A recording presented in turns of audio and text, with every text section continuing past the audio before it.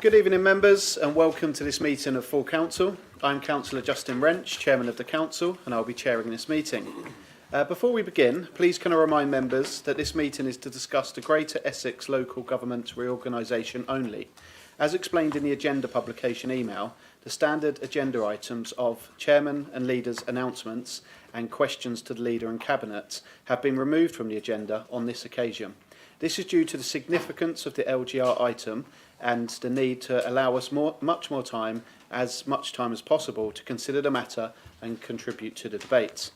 However, any members who may have wanted to ask a question of the Leader and the Cabinet this evening, please can I remind you that you can ask your question via the written questions process.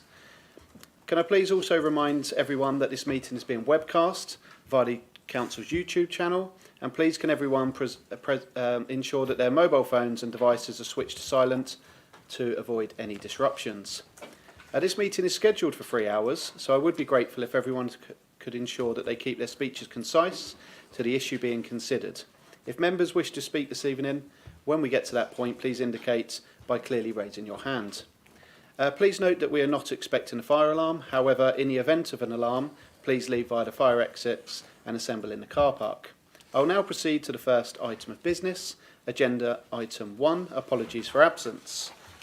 I can confirm that I have received apologies from Councillor Jim Bond, Councillor Jackie Martin, Councillor Jack Edwards, Councillor Tom Walsh, Councillor John Ball and Councillor George Coulthard. Are there any other apologies to note? No, Chairman. Thank you. So I'll now proceed to agenda item 2, which is declarations of interest. Do members have any disposable pecuniary interest, other registrable interest or non-registrable interest that they wish to declare this evening? And if so, please can you state the item and the nature of your interest? Thank you, members. We will now proceed to agenda item 3, the minutes of the previous meeting. We are asked to approve the minutes of full council meeting held on the 21st of July 2025, which has been circulated to members and published on the council's website. Please can I have a proposer to approve the minutes as an accurate record? Thank you, Councillor Cunningham. And can I please have a seconder? Councillor Butland, thank you. Do you want to just note that James has highlighted a slide? Councillor Abbott has, hopefully this won't make too much of a difference, regarding section 20 on page 30 of the minutes around the members' allowance scheme. So just to add some clarification around it being a fixed amount, however, it says it was not a fixed amount and was dependent on the members' attendance at meetings. And would you just like to clarify how you'd like that? Yeah, thanks, Chairman. Well, technically it is a fixed amount, it's £50 per meeting, so I just think it needs the wording, because it could read both ways. I think it just needs clarification. Okay, yeah, we can add that. Are you happy with that? Thank you. So the minutes have been moved and seconded as an accurate record. All those in favour, please indicate. Lovely, thank you. Thank you, members. The minutes are approved, and I will now sign the minutes.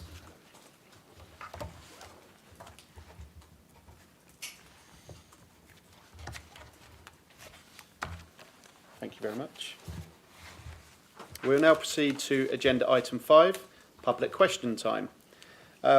We have no registered speakers this evening, so I'll proceed to agenda item 5, the Greater Essex Local Government Reorganisation. So please note that this report for this item was circulated separately to the agenda. The report is only to note, so I do not require a seconder for this item this evening. So please can I invite Councillor Butland, the Leader of the Council, to speak on this matter.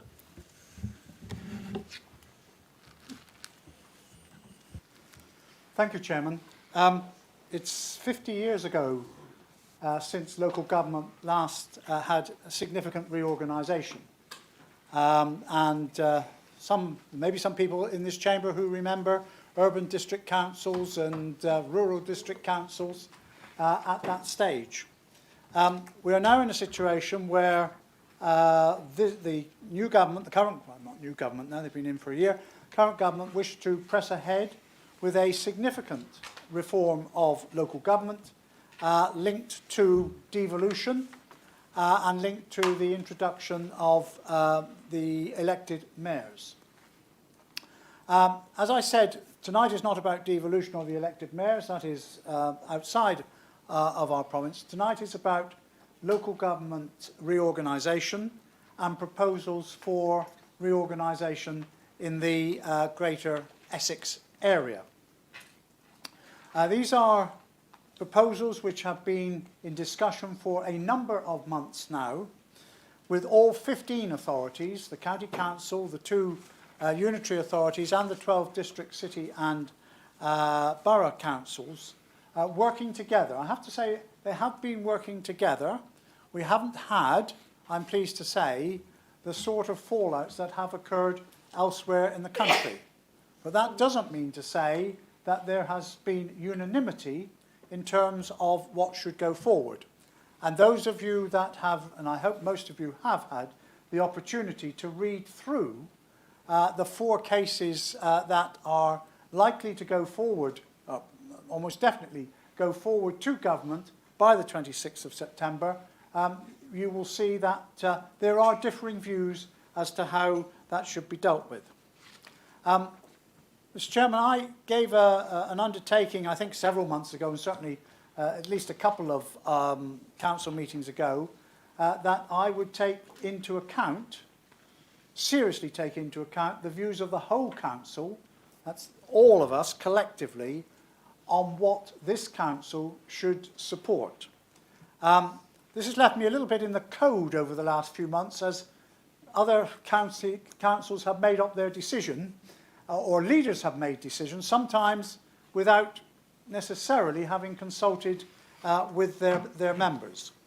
So we are at a position now where I do need a steer from this council as to what the views of members are.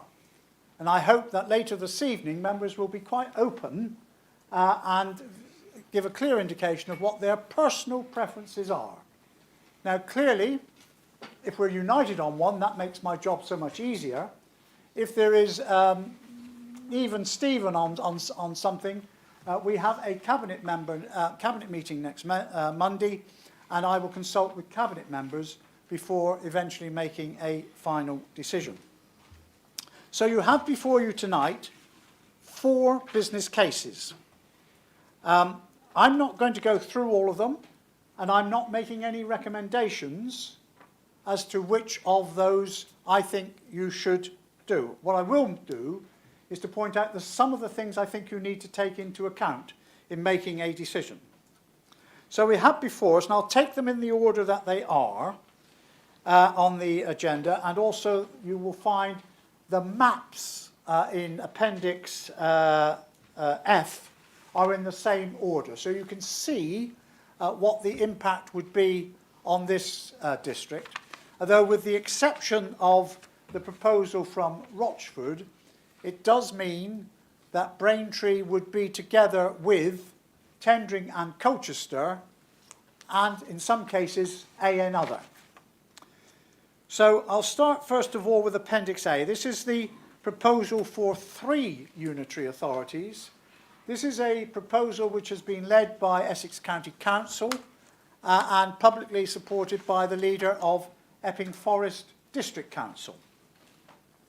That will be considered by the County Council on Thursday and Thursday afternoon, followed by a cabinet meeting of the County Council that same day. But anyone who has taken the opportunity to watch the scrutiny committee of Essex County Council will know it is a proposal that is being strongly supported by the leader of Essex County Council. And that is for a proposal for 3 unitary authorities running east to west, and you could basically say north, mid and south, which would put Braintree in the northern line if you took the A120, Tendring, Colchester, ourselves and Uttlesford. And then the middle one, Malden, Chelmsford, Brentwood, Harlow, Epping Forest, and then the southern one from Southend to Thurrock. So that is the 3 unitary proposal. Appendix B is the 5 unitary authority proposal, which has been led by Southend City Council and currently bears the support of, let me get the figures right, 12 of the council leaders in Essex, being the one unitary authority of Southend and 11 of the county, borough and district councils.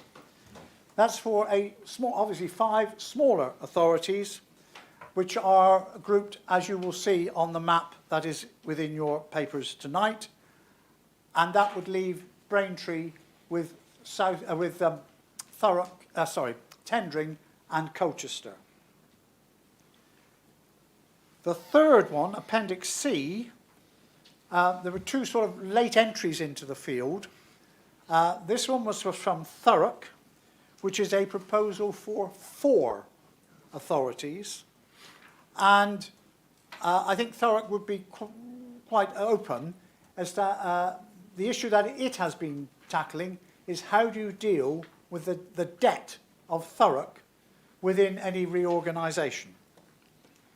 And so they have come up with a proposal which puts Thurrock along that sort of western edge, Thurrock and Brentwood and Epping Forest and Harlow, to ease, in my view, and in their proposal, to ease how the debt of Thurrock would be. So that would be that. That would still leave us with Tendring and with Colchester. And Appendix D before you is a proposal from Rochford, which currently, I should have said the Thurrock one only bears at the moment the support of Thurrock, although that has to be confirmed at a meeting that they will be holding later this week.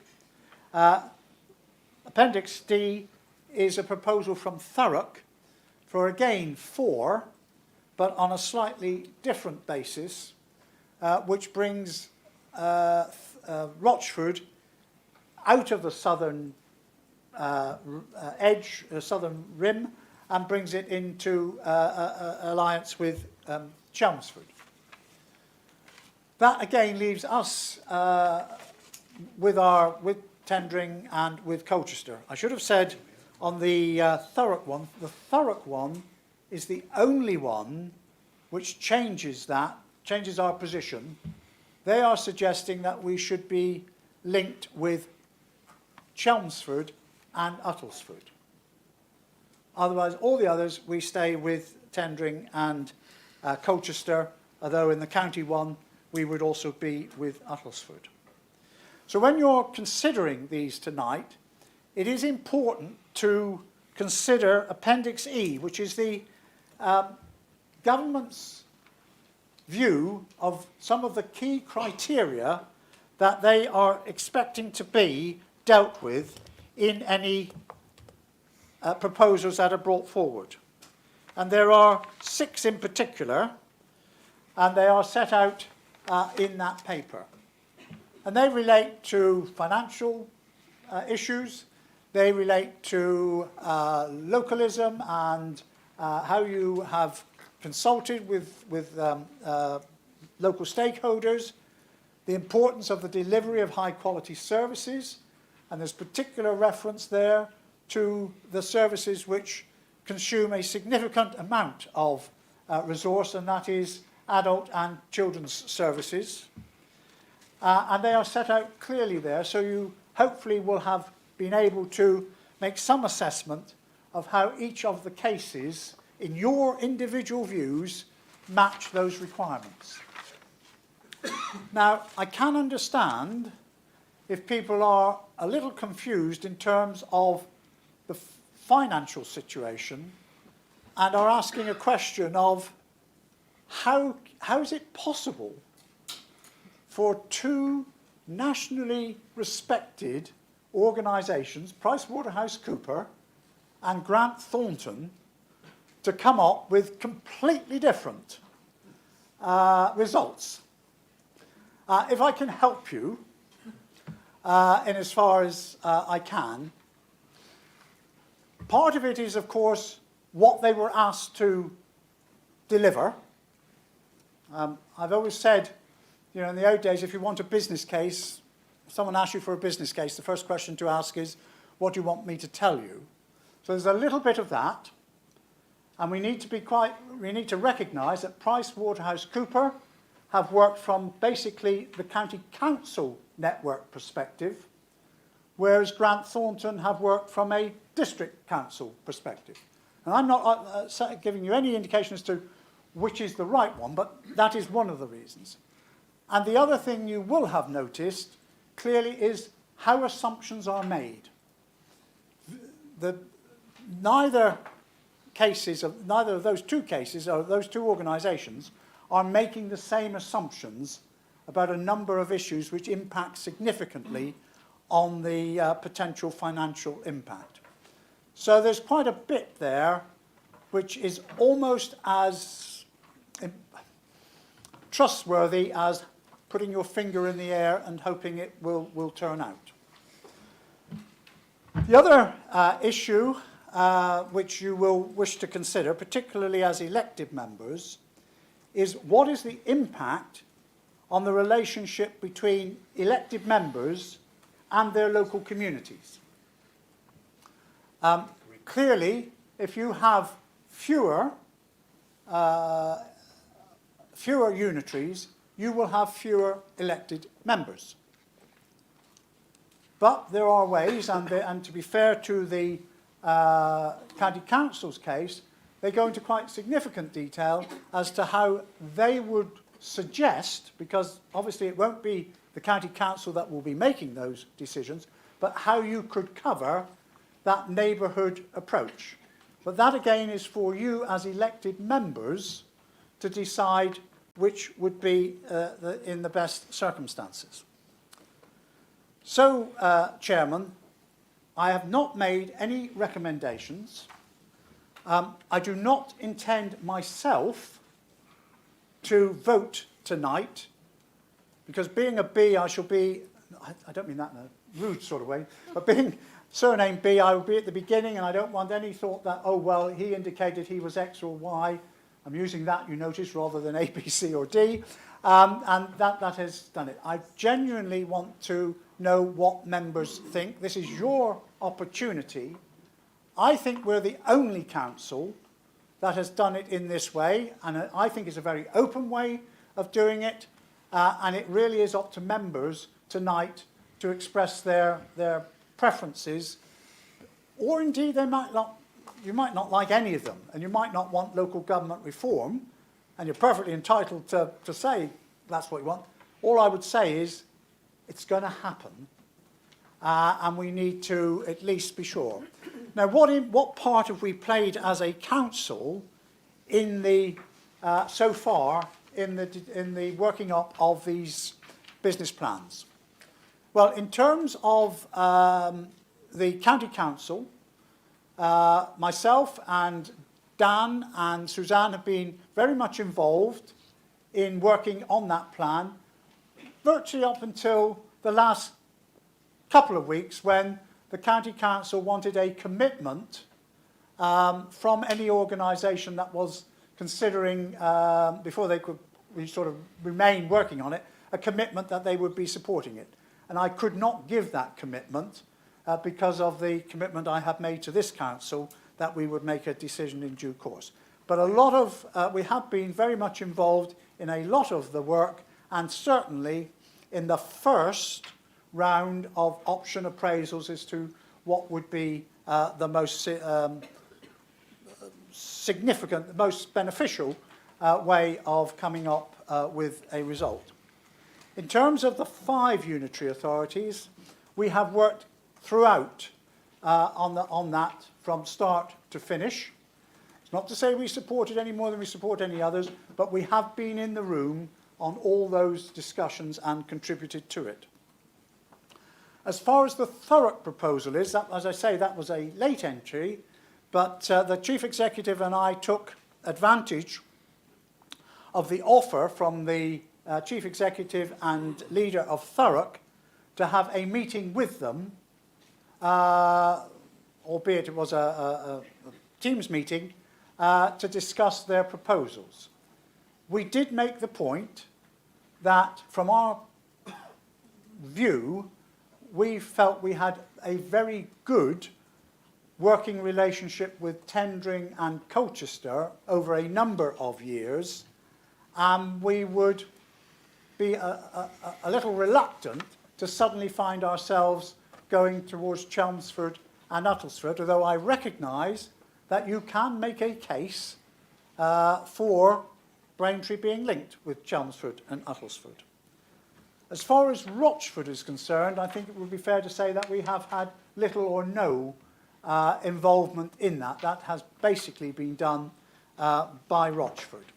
So although we have not made a decision, we have been one of the more active authorities in terms of engaging in discussions with the proposers of all 4 business plans that you have with you tonight. Now, as I say, I recognise there's been a huge amount of literature. We have been grateful to Suzanne for getting it out as soon as we've had it. We haven't been the masters of when that would be produced, but we've got it out to you as quick as possible. It has been, in, of course, the last few days, a suggestion with the change, virtually the complete change of ministers at MHCLU, whether that would have any impact. I think the general view is no, and I did send out a copy of the letter from the new Secretary of State, I think on Friday evening. And if anything, I think there is a view that this will go quicker and faster as a result of that change. So, Mr. Chairman, I hope I've given a sort of rough, well, not a rough, a reasonable review without in any way compromising my independence at the moment. And I really, really do hope that members will take this opportunity to make their views clear. Thank you, Chairman. Thank you ever so much, Councillor Butland. Members, due to the significance of this item, I will be exercising my discretion to allow members to speak slightly longer than the normal 5 minutes where necessary. However, members, this does not mean that you have an unlimited time allowance. So please keep your speeches concise and to the matter before us. And hopefully I won't need to, but I may need to interrupt if I believe the speeches to be excessive in length. So members, do we have any members wishing to speak on this item? And please indicate by raising your hand. And please keep your hand raised until it has been acknowledged.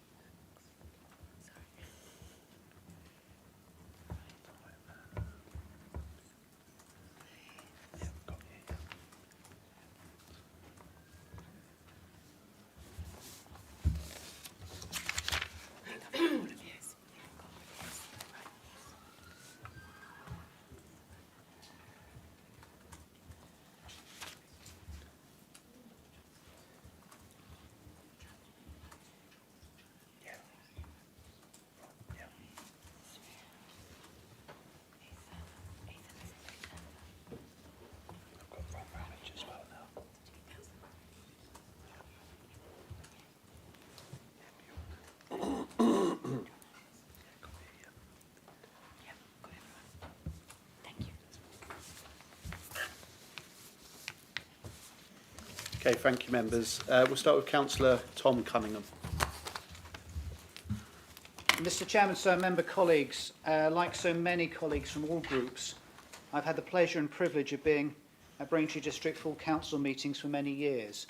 First elected in 2011, relatively recent compared to some colleagues I know, but during that time, long, absorbing, thoughtful, sometimes fractious debates on budgets, local plans, various motions relevant to our district, key decisions on investments and projects, all with the aim of doing the right thing for the council and for the Braintree district residents and communities. We even did it online through a pandemic, a challenging and worrying time for all. This is a unique occasion, as the leader alluded to, being asked to express a preference for a great change in Essex, going well beyond the arrangements in 1974 that created Braintree District Council, that will totally recalibrate the dynamic and relationship between public and local government and unlock the system to unprecedented opportunity improvement.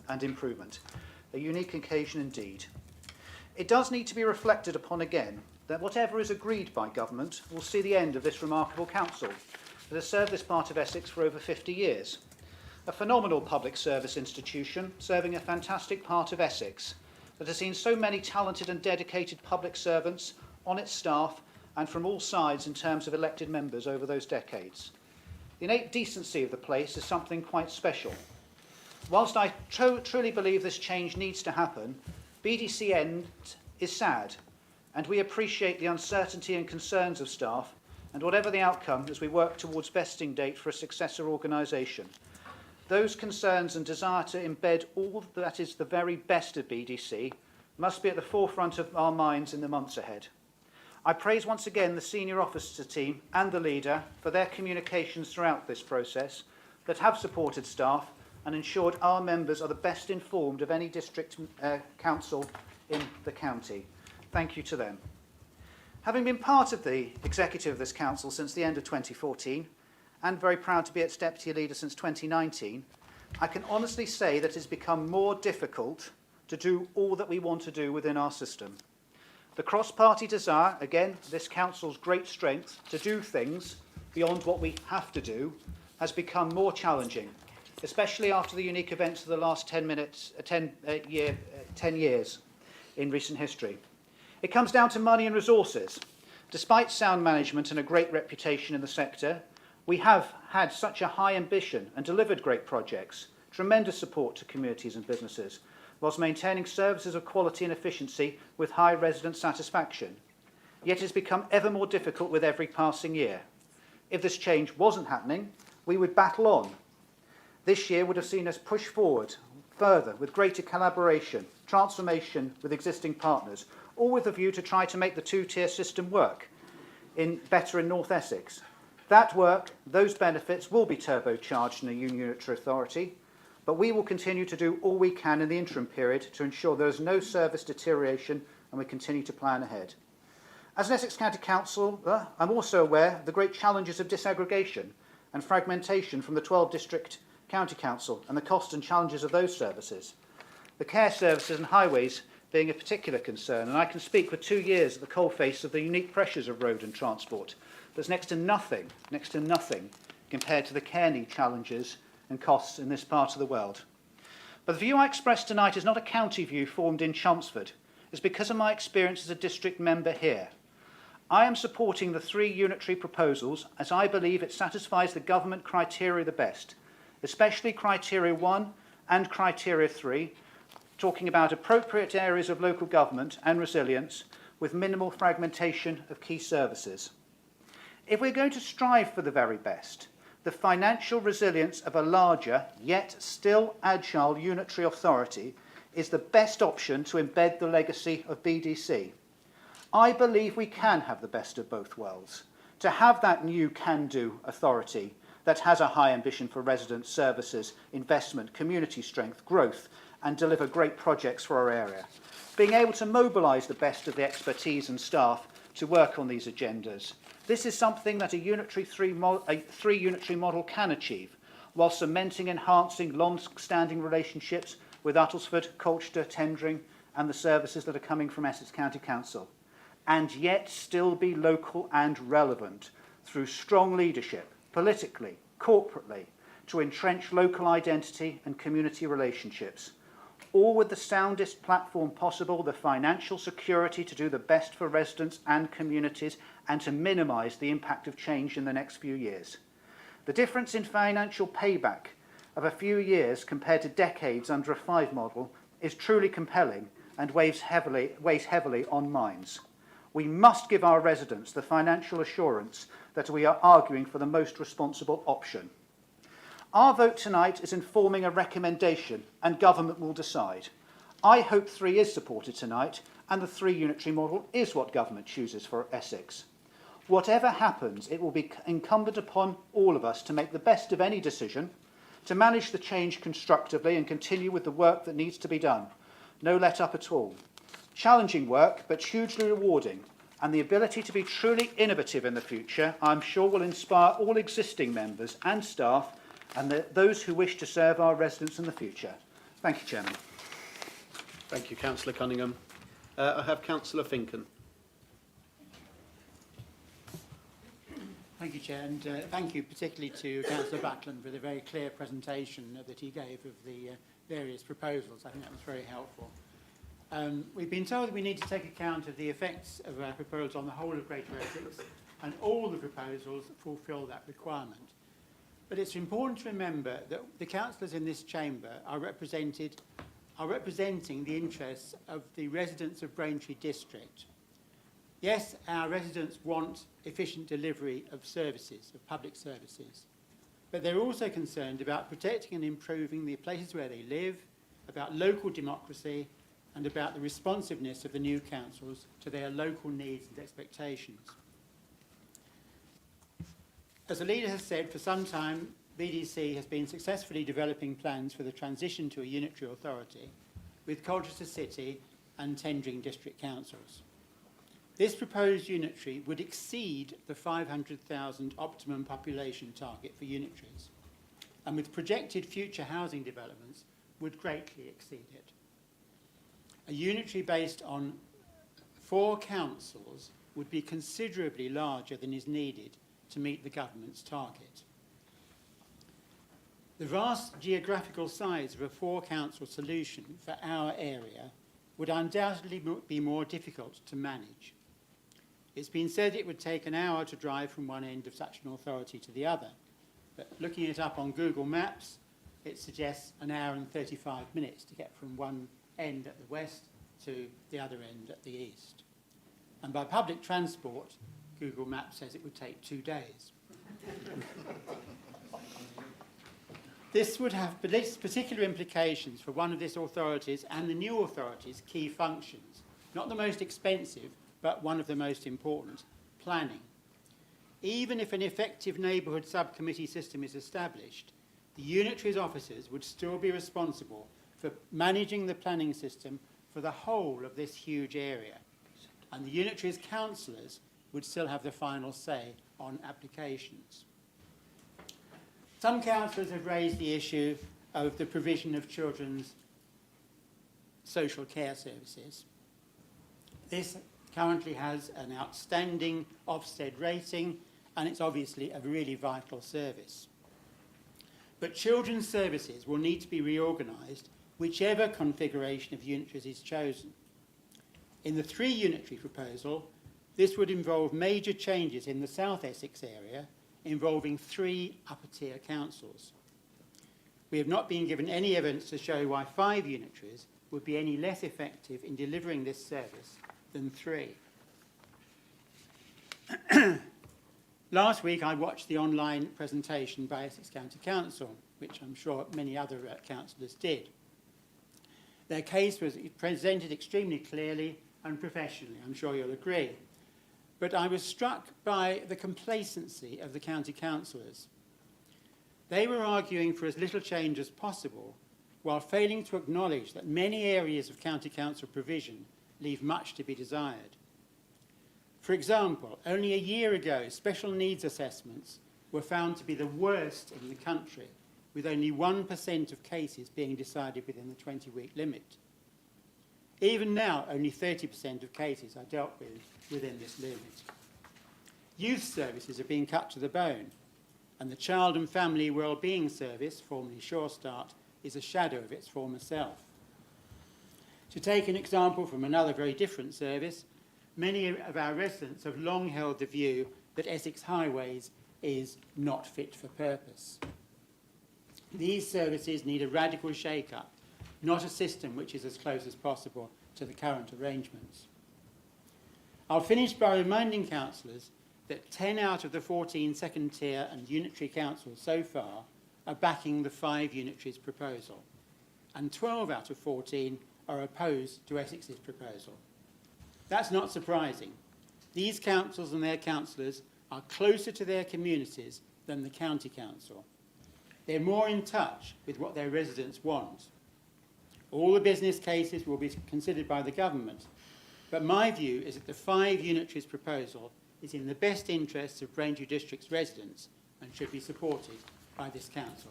Thank you very much, Chair. Thank you, Councillor Finkham. Next I have Councillor Garrett. Thank you, Chair. I'm looking at the 3 unitary authority proposal in Appendix A. Local government is going through the most significant transformation in 50 years, and this marks a pivotal moment for both Braintree and Essex. I believe that the 3 unitary model is the best fit with the government's criteria, joining Braintree with Colchester, Tendring and Uttlesford, consisting of 1 council in each for the North, Mid-South Essex, and works well with the 3 cities of Colchester, Chelmsford and Southend. It is the configuration that best satisfies the government's criteria for reorganisation. This seems to be the best financially and is the most cost-effective proposal, which means it would deliver higher savings and lower costs than all of the other proposals.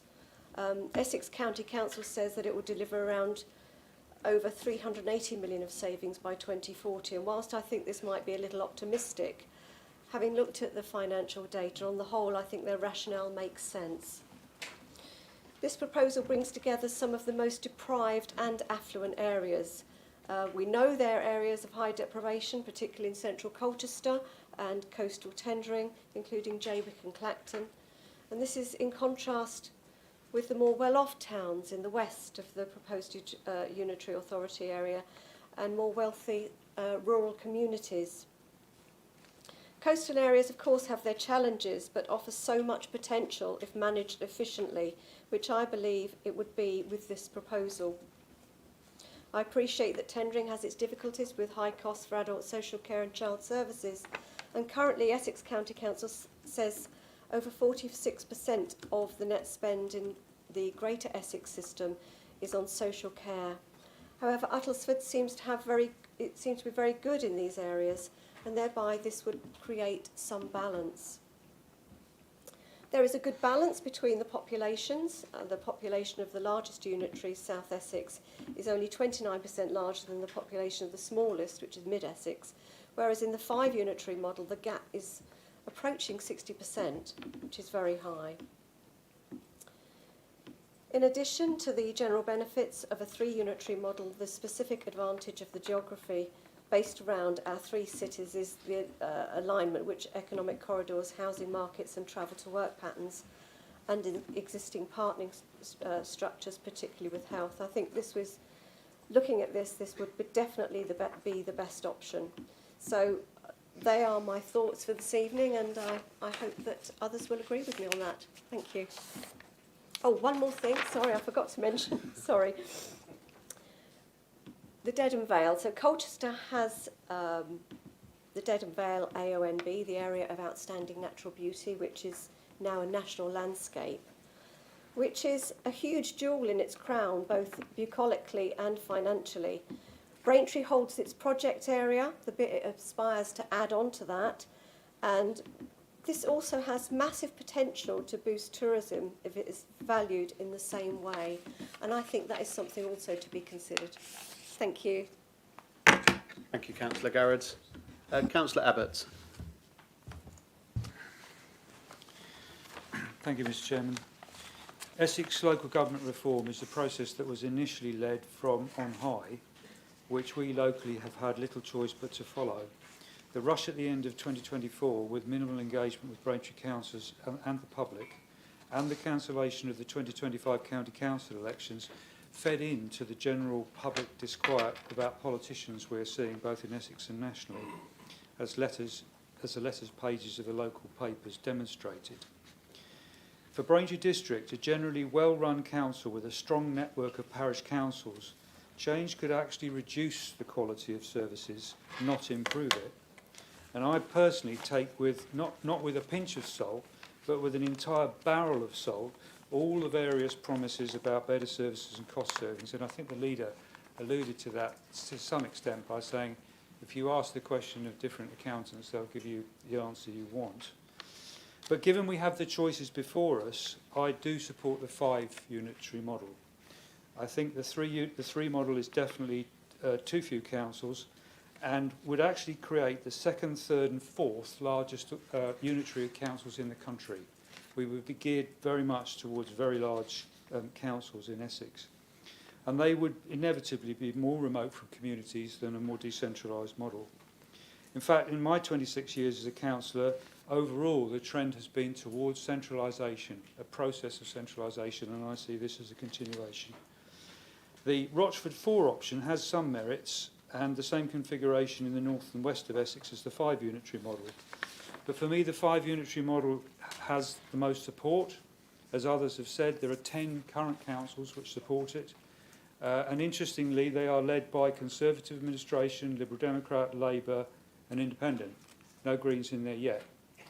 And they also include both Colchester and Tendring, who would be our potential partners in the 5 unitary model.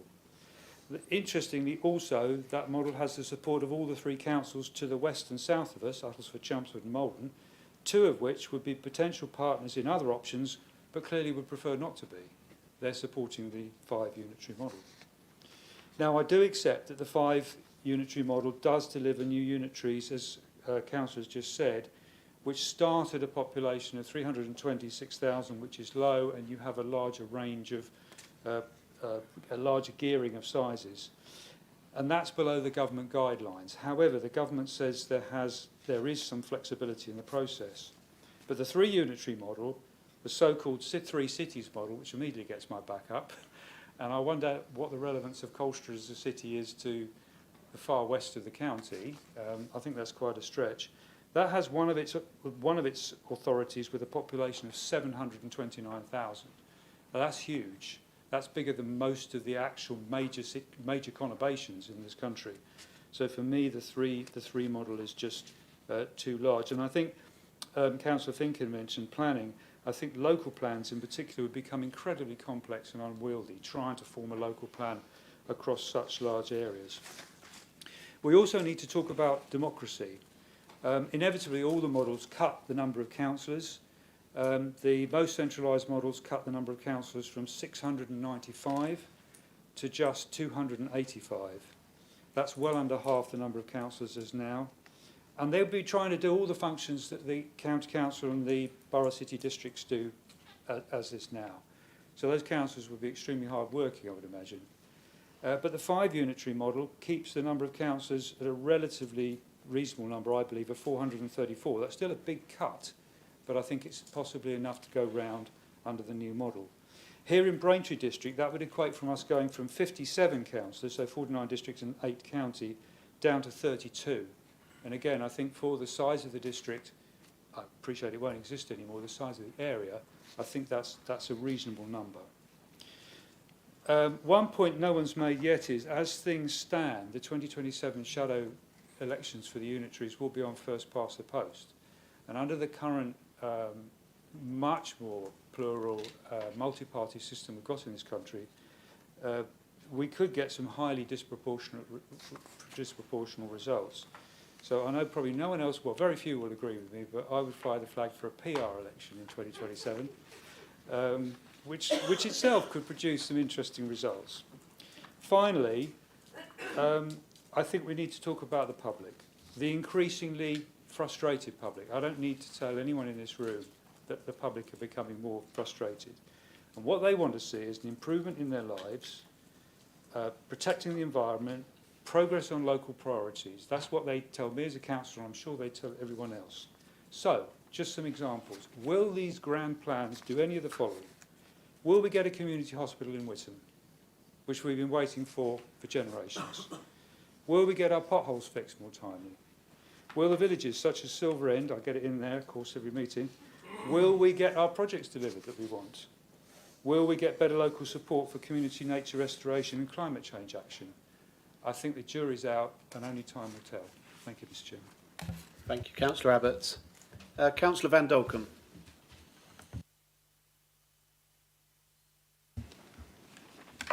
Thank you, Chairman. As others have suggested, or will suggest, I'm sure, this has not been an easy choice. It's made more difficult by the, to me, disappointing inability of the councils, which have made proposals, to not use a common template or any method of calculating the costs of implementation and of ongoing running costs of the 4 different unitary formats. Nevertheless, I feel that the Essex County proposal for 3 unitaries will serve both Essex and Braintree best in the long term. In particular, our residents and the residents all over Essex are interested in what it's going to cost them, by which I mean the council tax. It seems logical it will be more cost effective to have 3 rather than 4, much less 5, separate administrations, and that each new unitary be large enough to cope with debts that they will inherit, as well as potential financial shocks. In addition, each new unitary will need to be large enough to have sufficient developable land to support future housing demand and economic growth. 3 adult and children's social service organisations, as now exist in Greater Essex, also seems more than enough to best cope with the demands of this critical sector.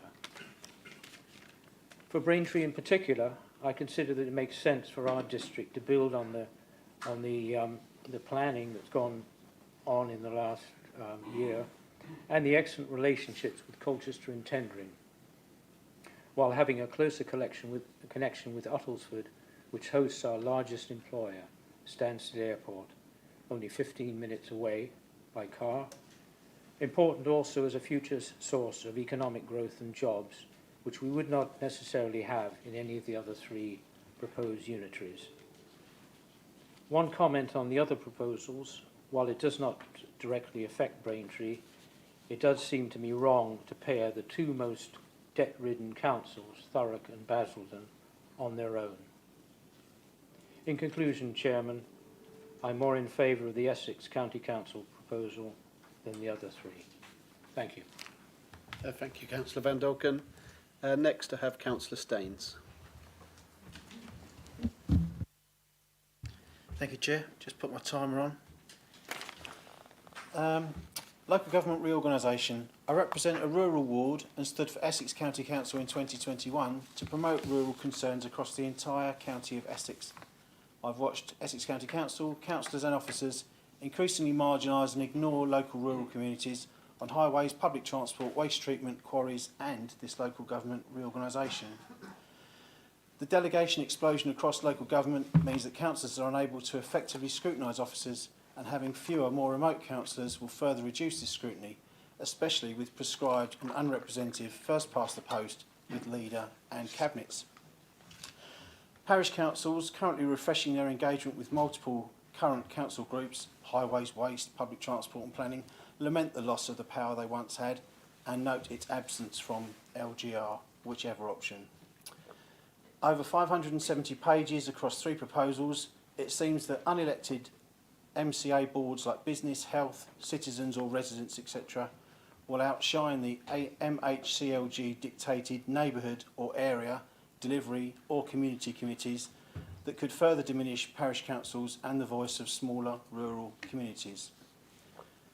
Without collaboration within MCAs and meaningful residents' engagement, local government could become more exposed to national party politics, turning off voters and would-be local participants. LGR has highlighted to me that some groups have much greater appetite for collaboration and member scrutiny of public consultation responses than others do.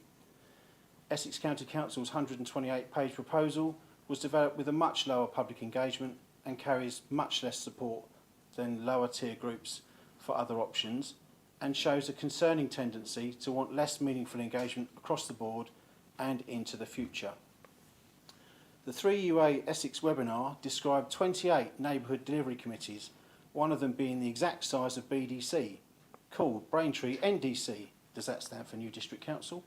It was made clear that no NDC would have any planning powers. The 5UA proposal left individual UAs to develop their own neighbourhood area committee networks.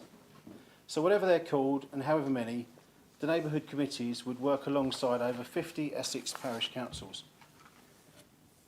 UK government wants to show a reduction in direct councillor headcount and democracy costs, but the UAs will need to fund neighbourhood committees and parishes, probably any imposed UK government commissioners that tag along, and the new Mayor's office.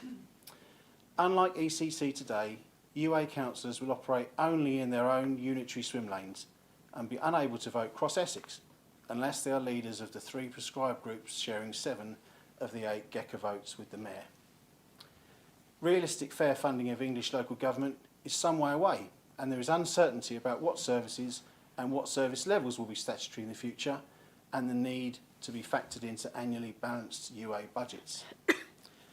To cover funding challenges, new unitaries like Henry VIII will quickly liquidate assets and use excess reserves and consider difficult cuts to focus limited resources to postcodes which will generate the most GVA and probably votes.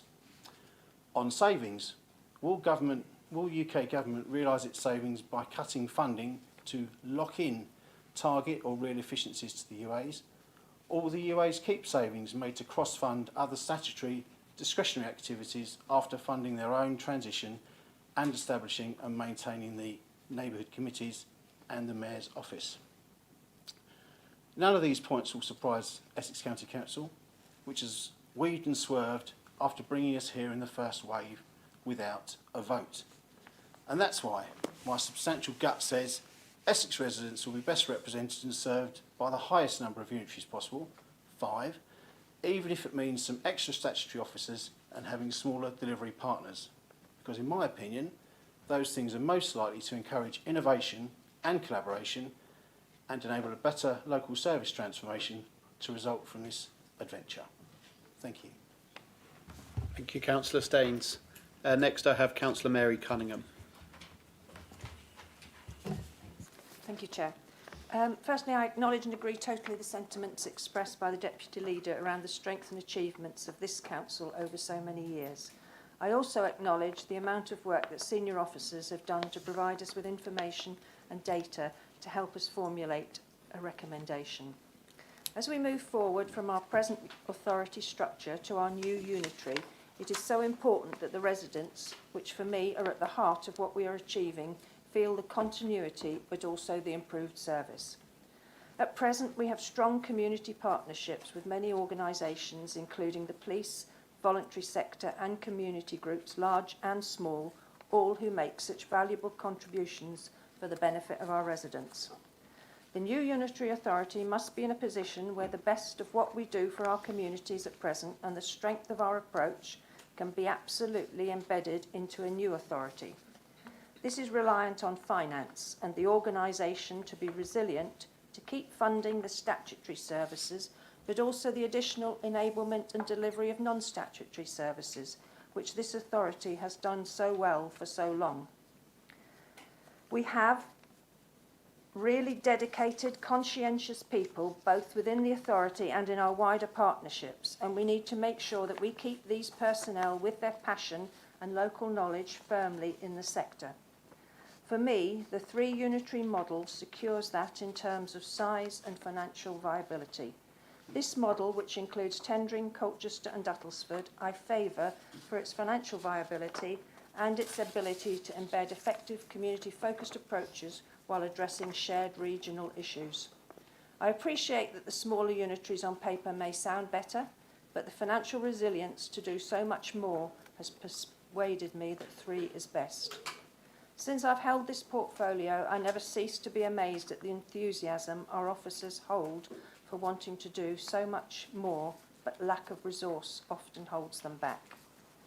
The neighbourhood delivery committees paint a very vivid picture in the 3 business case and confirm, if properly funded and with decision-making capability, we will maintain local connections and ensure continuity and an improved service for residents. The cornerstone of localism is a belief that neighbours are the best stewards of their own well-being.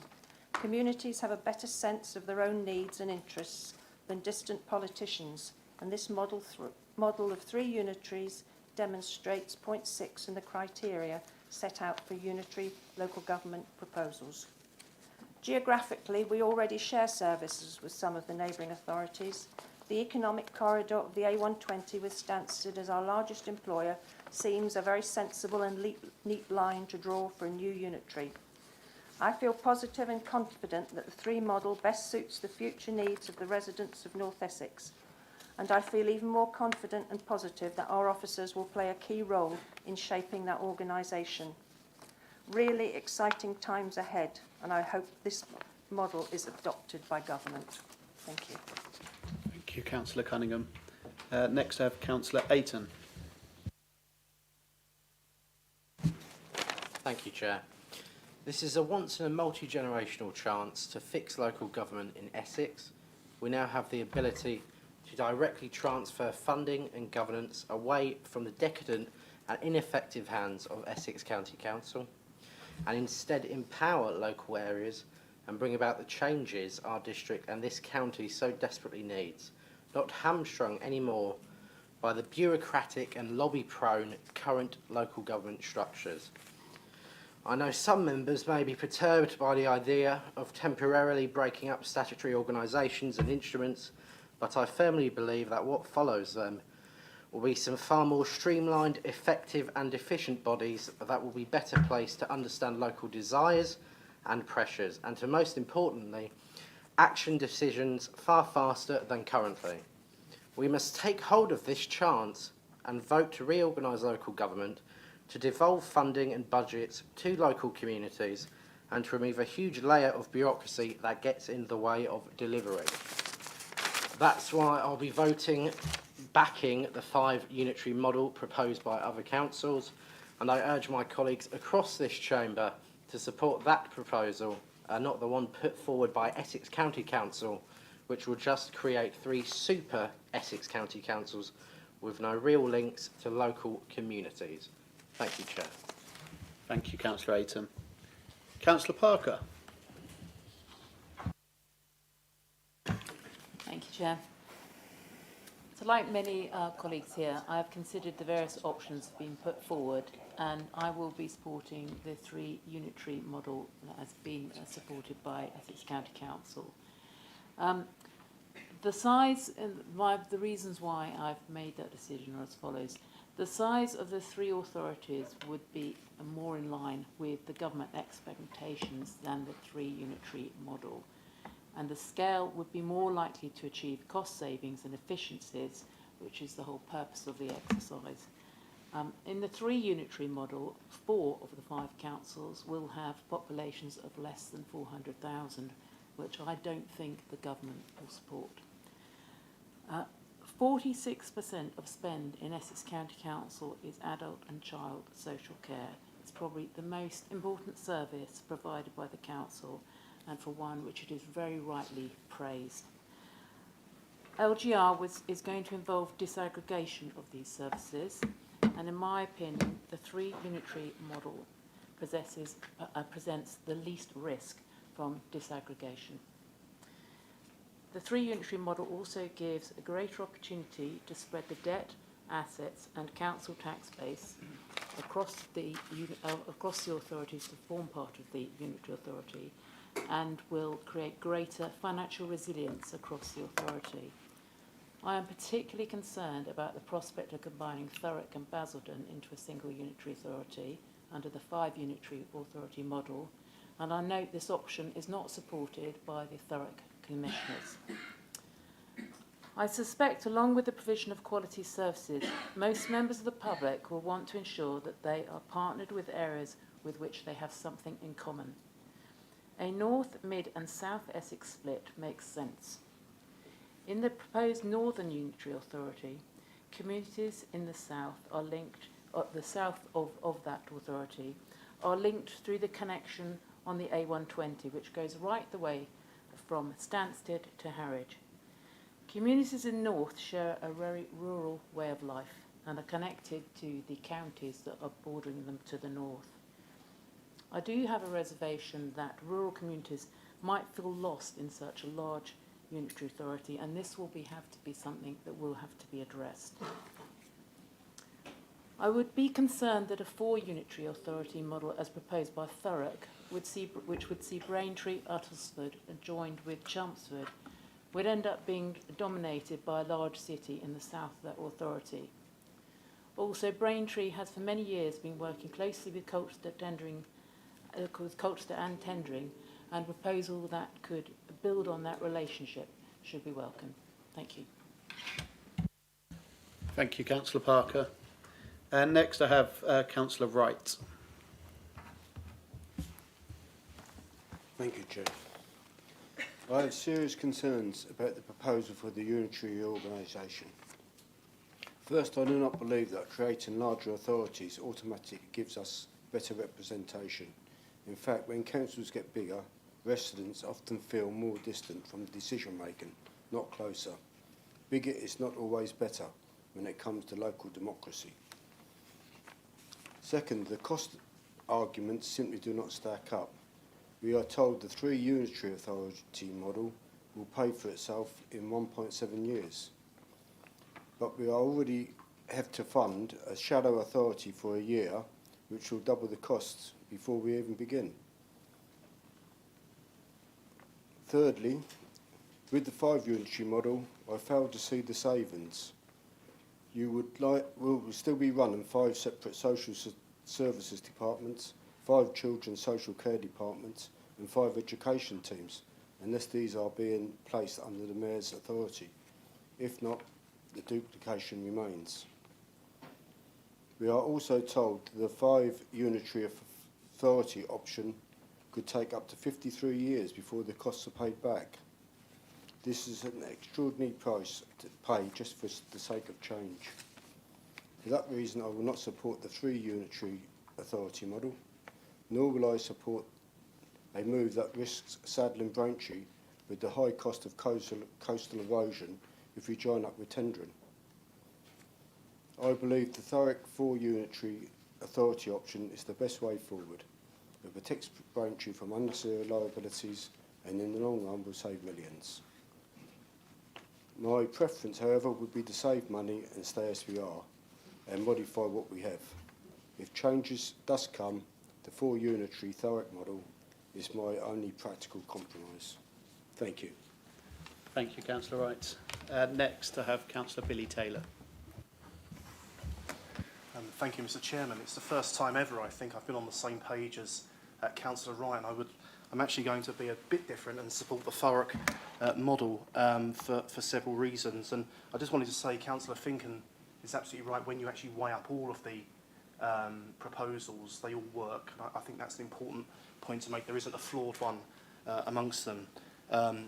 As I said in the previous meeting, we have a situation where one local authority collects our waste and recycling and another local authority that disposes of the waste. I think that's a flawed model. So I'm all in favour of local government reform, and the government has a mandate to get on with this, and it's something that I fully support and have endorsed previously.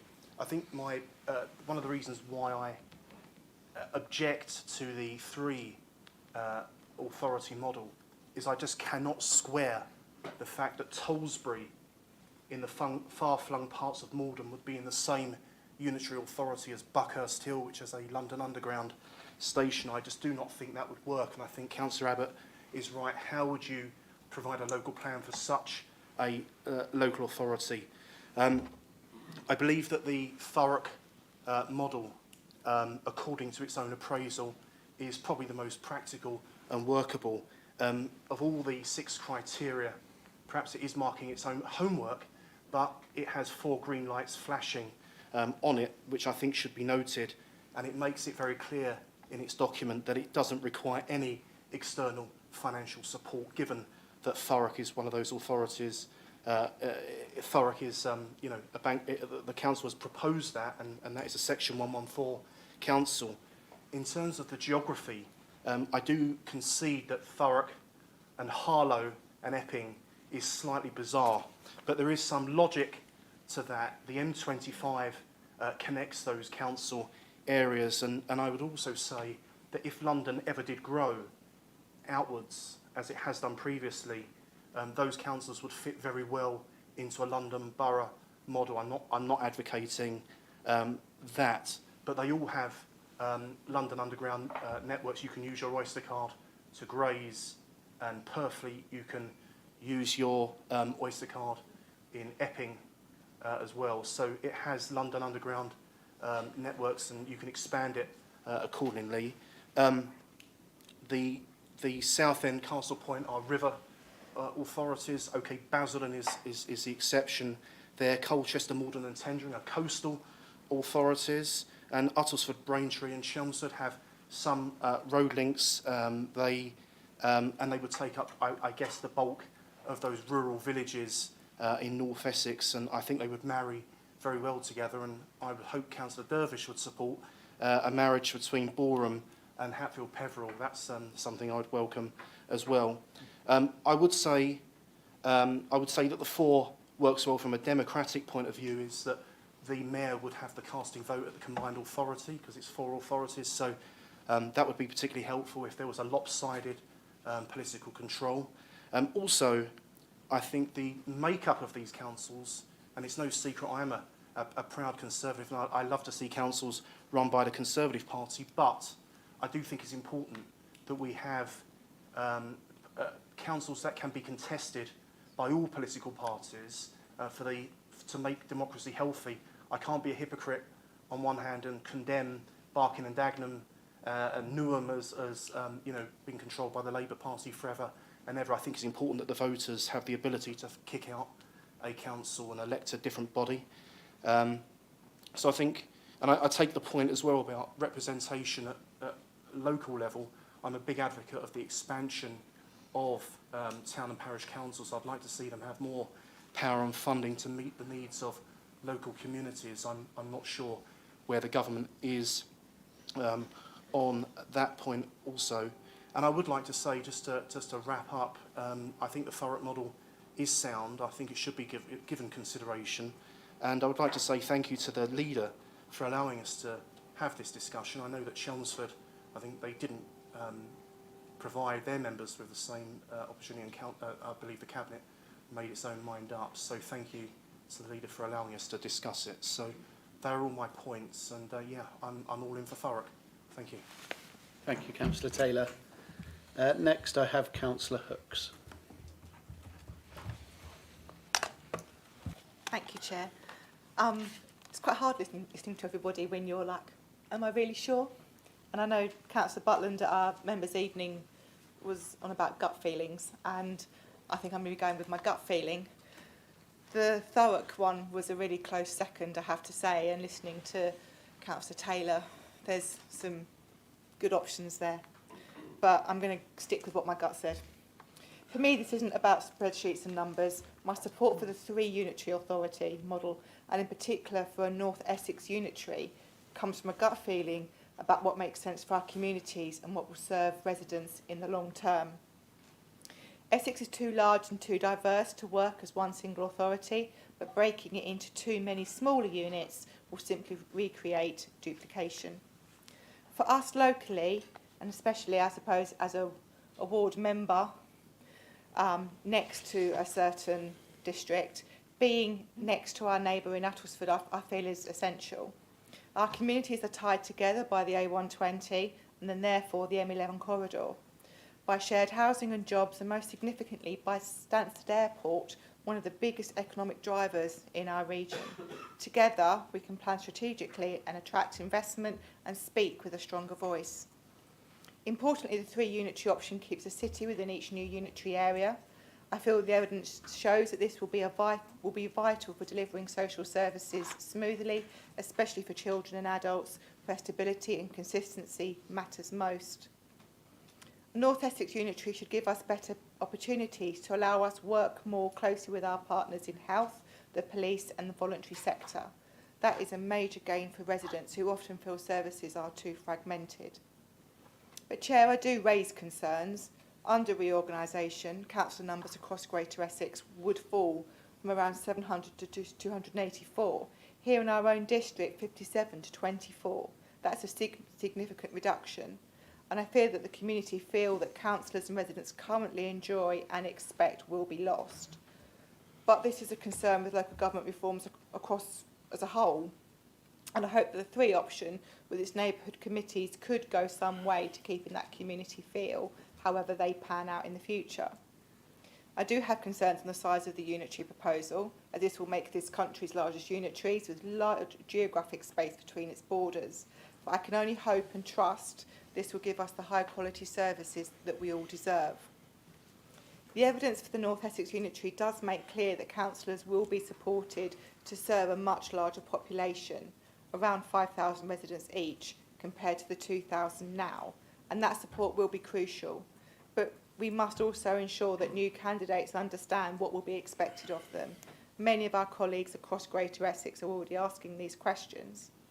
And it has previously been suggested by the LGA could help by providing a framework, a piece of work that means what does it mean to be a unitary councillor. I would want assurances that this will happen quickly so members can make informed decisions about whether they wish to stand for the new authority. So, Chair, this is about choosing the model that feels right for me, and for me it's 3. Thank you. Thank you, Councillor Hooks. Next I have Councillor Spray. Thank you, Chairman. Colleagues have already spoken, and I'm sure others will, on the more financial aspect of this, and I'm sure they will, on adult social care and so on, but I think it will probably come as no surprise that I'm going to take this from a planning and housing delivery angle, because that's what my portfolio is about. One of the criteria in the guidance from the government on what they want to see from unitary authorities is that proposals should show how councils in an area have sought to work together in coming to a view that meets local needs and is informed by local views. In the more detailed criteria, it says issues of local identity and cultural and historic importance should be considered.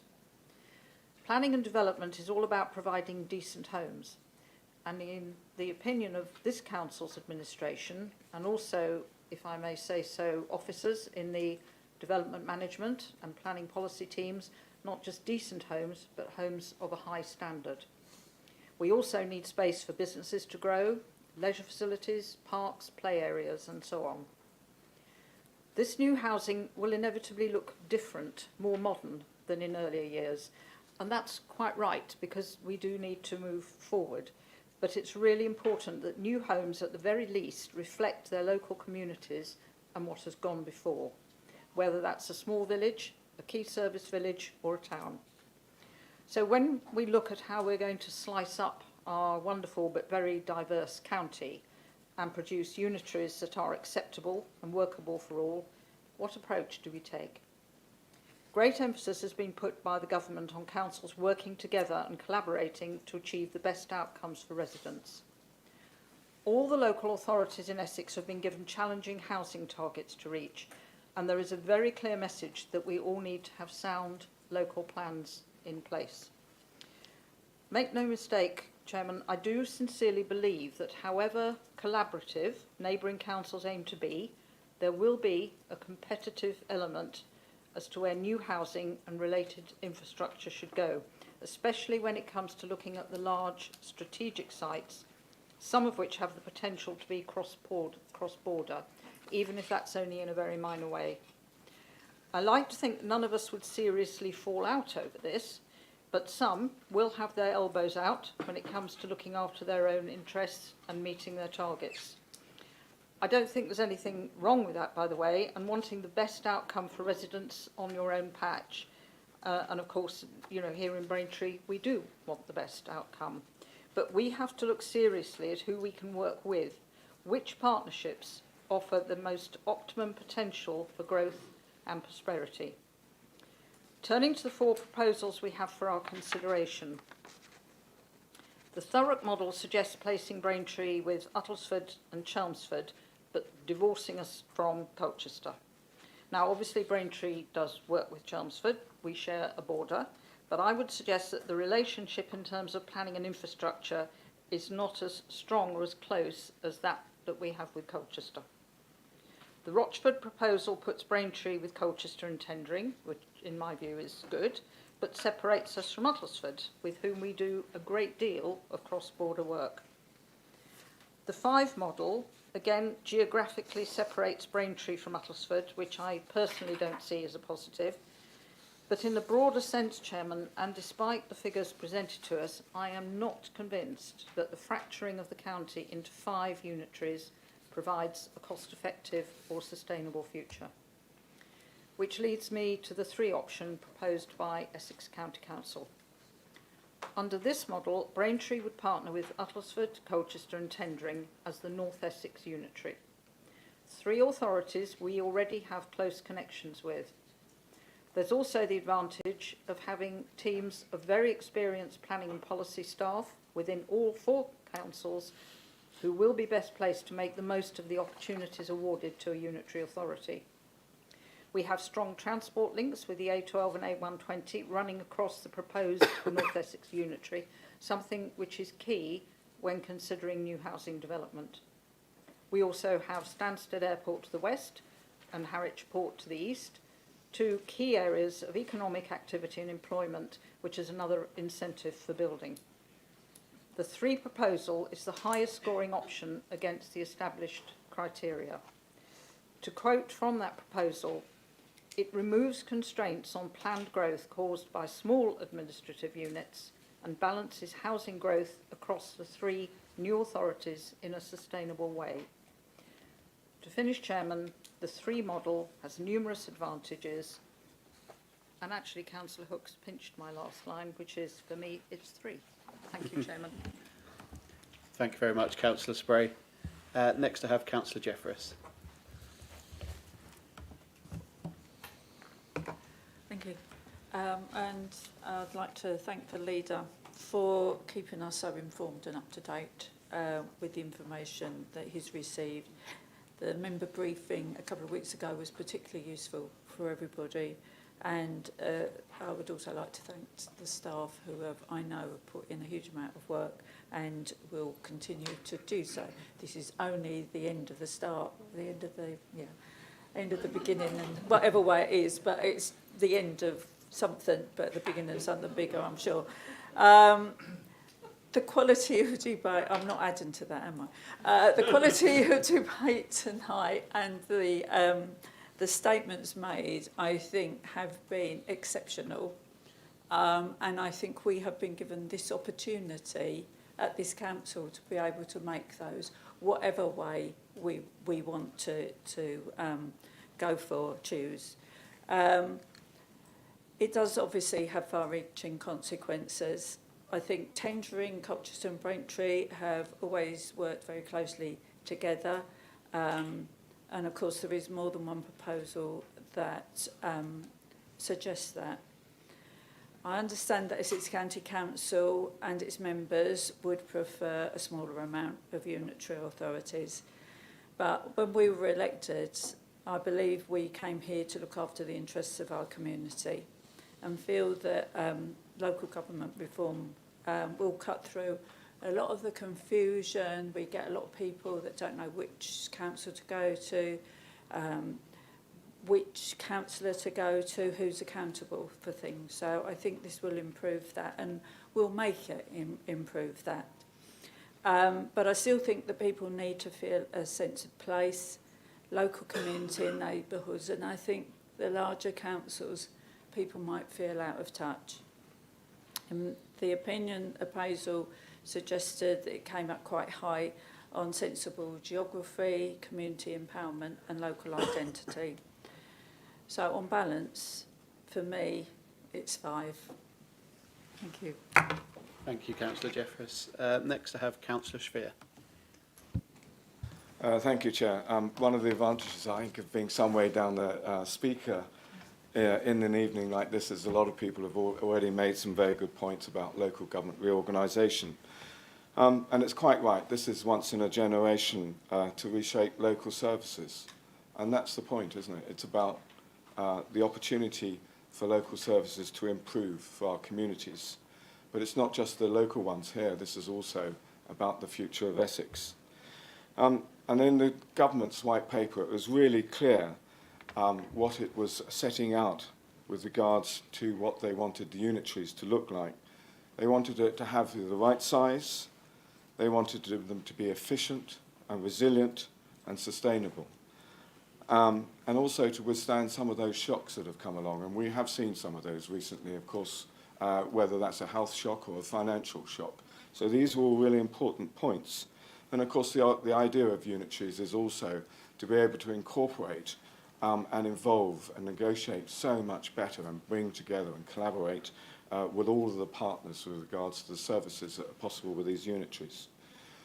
And as you can imagine, unitaries is really important. I personally am very much in favour of 3 unitaries because I believe that they will deliver larger savings. I think they will deliver a quicker payback, and I think there will also be more capacity there. By that I mean also with all of the contracts and negotiations that will be done going forward, this is going to be an important option to be able to move from our existing levels of local government into the new unitaries. And I think that effectively, if I may say, the transportation of contracts and effects and efficiencies is really important to go across to unitaries. And my concern about 4 or 5 is that they won't be able to provide those efficiencies. They won't be able to give you those gains. And also, I'm not sure whether financially they can actually give you that payback over a longer time. And that's a concern, because that could well mean increases in council tax for that number of unitaries at a much higher rate going forward. And that comes back to the financial stability, I think, and the importance of 3 unitaries. And it's, I think, in a way, having 3 unitaries and those leaders and the officers that will be involved is also going to be hugely beneficial for our communities, for our health services, also for our businesses. And I don't think we should forget our businesses across Essex and what that means as well for the future of us all. And some people have said they're worried about losing localness. Well, the great advantage of unitaries is we're going to be bringing 2 levels of local government together. So this is going to be much, I think, more efficient and simpler for our residents to understand. That confusion that we have currently got, whether it's a local district or borough council or county council, is going to go, apart from the 2 small unitaries we have. So I think having a unitary is going to be simpler, clearer, and more accountable, and is going to benefit the people in Essex. So I think with all of this, the stability and the financial is really important. I think this will also, the 3 unitary model, will potentially give us the opportunities to invest more in infrastructure for the schools, just because of the scale and that ability of having a larger tax base as well. And that will include business growth. We must try and think of this on a more sustainable point of view that will be more inclusive of the whole of Essex, because although we are Braintree and looking from that point tonight, we need to look forward to the future. So I think we need to think about this as building a stronger Essex for the next generation, because this is about being smarter, I think, clearer and more accountable to the people, even locally, but also for Essex. And that is my thing. With the unitaries that may be proposed in the various models, I think the 3 unitary model passes all of the tests in the local government white paper better than the others. It pays back quicker, it strengthens the services, and I think importantly it's going to help safeguard not only our future, but the future of the generations to come. And I think that's important. Thank you. Thank you, Councillor Spear. Next I have Councillor Abraham.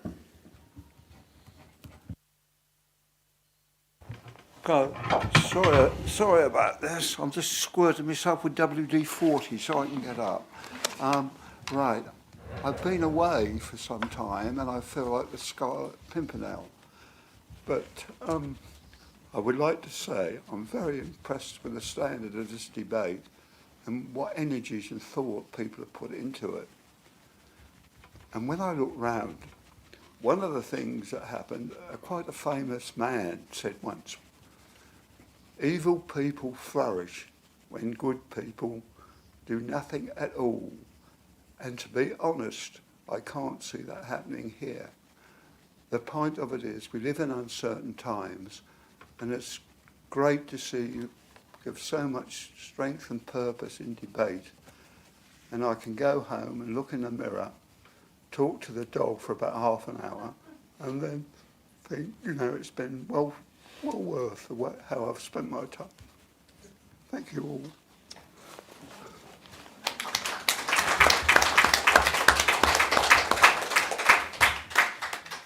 Thank you, Councillor Abraham, and it's a pleasure to have you back in the chamber, so thank you. Next I have Councillor Ethan Williams. Thank you, Chairman. In a bid to save some time, my point has very much been said. Thank you. Thank you.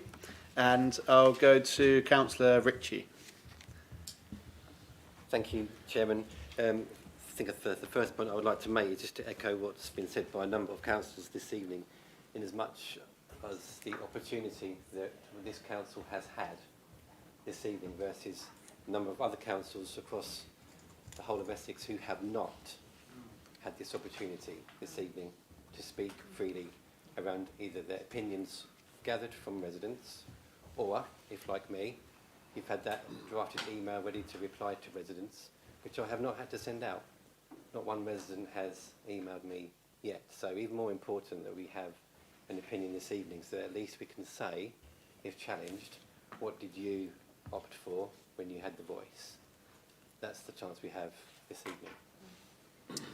And also just to thank, as others have said, members of staff who have kept us abreast and fully up to date with an ever-moving but short timeline on the local government reform items. As we look toward the future of local government reform, it's simply not about structure, but it's about creating the conditions for stronger growth, smarter investment and better value for money. And for me, a three-unitary model offers us precisely this. First, by reducing duplication across multiple councils, we can cut administrative costs and redirect those savings into frontline services and economic development.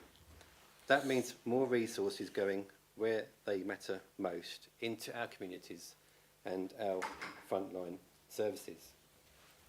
I think if any of us were challenged with setting up a business across the whole of Essex and we had a pot of money, would you set up 5 different businesses across Essex, or would you set up 3?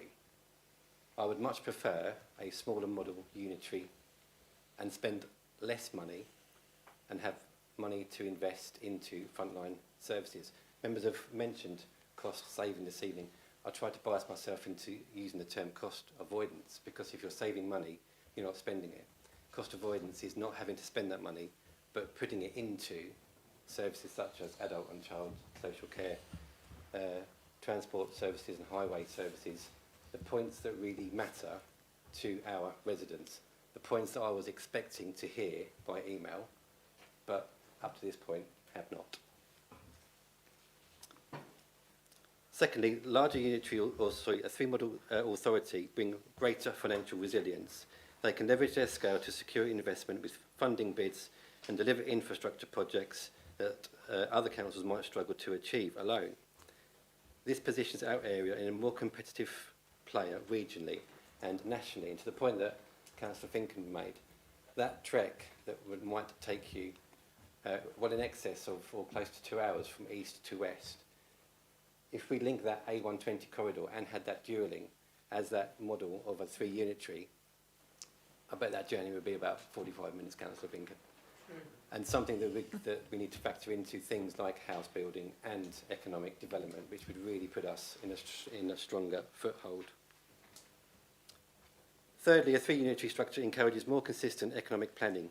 Instead of a fragmented approach, we gain clearer strategies for housing, transport, skills and business growth, allowing us to align investments with long-term prosperity. In short, this reform is not about less local control, it's about a stronger, more sustainable local economies. By embracing a three-unitary model, we can build a system that is leaner, more efficient and better equipped to deliver community opportunity and community prosperity for all. Thank you, Mr. Chairman. Thank you, Councillor Ritchie. And Councillor Diamond. Thank you. Right now, Essex County Council is a corporate parent for every child in care and every care leaver in Essex. When the county is replaced by new unitaries, these councils will take on that responsibility. Tonight, we are shaping the system that will care for our most vulnerable young people in the years ahead. That is why I am backing the 5 unitary model. Smaller councils mean decisions are made closer to the children and families who rely upon us.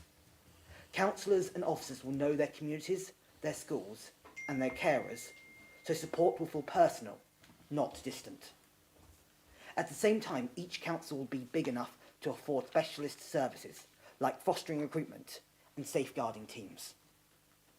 I know some worry that smaller councils will struggle with costs or specialist care. We can solve that by proper planning, by sharing specialist teams, commissioning services together, and keeping a strong layer of oversight across Essex. No child should get a different level of care because of their postcode, and with good cooperation, they won't. 5 unitaries give us stronger local voices, clearer accountability, and a system built around real communities. Let's make sure every child knows there's someone close by who is fighting for them. That is why I'll be voting for the 5 unitary plan. Thank you. Thank you, Councillor Diamond. And next up I have Councillor Toby Williams. Thank you, Mr. Chairman. My concern here is that we squander the opportunity of LGR by creating too many councils, because as far as I'm concerned, at the nub of the whole argument about government reform, local government reform, is creating better services, better quality services through economies of scale and streamlining. And my concern with the 4 and 5 council models really is that in so many cases they create more cost and more bureaucracy than even exists at the moment, undermining the whole point of reform. So in the 4 or 5 unitary model, we see more social care, public health and highways authorities that currently exist at the moment. If we're going to do this, in my opinion, we need to do it properly. And just to look at the numbers, and the leader mentioned it, as did Councillor Abbott, I take the numbers that I was reading in those reports with a huge bucketful of salt. What's been said is absolutely right. If you ask well-paid consultants to give you an argument, they will give you that argument, and they will give you the figures to back it up as well. But I think one thing you can't really deny is that fewer councils cost less, more councils cost more. And so by streamlining the number of councils to 3, I really believe there is a good prospect of freeing up the funds, the investment that's so badly needed for local services. And sometimes this debate, I think, can get quite frustrating, and we can get into the abstract and we can get into the weeds of things.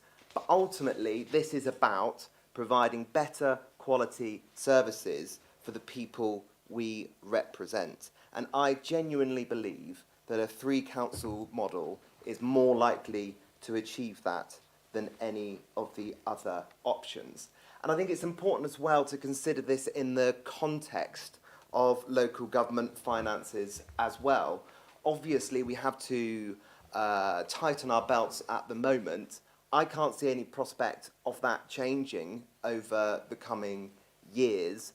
And so we need to make sure that we are squeezing every pound, we're squeezing every penny, and that we're able to use that money to invest in local services. And I think the 3 council model is the way forward on that. And just a word on geography. I think sometimes, and to be fair to us tonight, I don't think that we've gone down the rabbit hole of claiming that certain parts of the district are more associated with other districts or other parts of other districts or anything like that, because I think that's frankly a red herring argument and completely subjective. If you go to my ward in Witham and you say, who do you feel more associated with? Some people would say Chelmsford, some people would say Colchester, other people might even say Malden. But I think what it's fair to say about the 3 council model, irrespective of what you think of it, is that it makes geographical sense. Those 3 bars, those 3 lines based broadly around the 3 cities across Greater Essex, I do think has real coherence. And of course, just talking about a potential new North Council, I think the fact that it would be based on the A120, that would be the spine that runs through the Unitary Council, again gives it that coherence. But geography aside, I think ultimately, as I say, what this boils down to is creating better services for our residents, improving the lives of our residents. That is what we all want. And I think, and I really do believe, that the one option that gives us the best bet of doing that is the one that truly realises the benefits of LGR to the maximum, and that's the 3 unitary model. Thank you. Thank you, Councillor Williams. I have Councillor Beavis. Thank you, Mr Chairman, and I also just wanted to begin by thanking the Leader of the Council and also our Chief Exec and his team. And I have had emails actually from across Essex from backbench members who have said to me, what's going on? So I think in terms of tonight, we're certainly doing it the Braintree way, and I think we should be really proud of that because it's going to be on the record. I'm going to be supporting the 3 unitary model. I do think it strikes the right balance, and I think it's financially viable.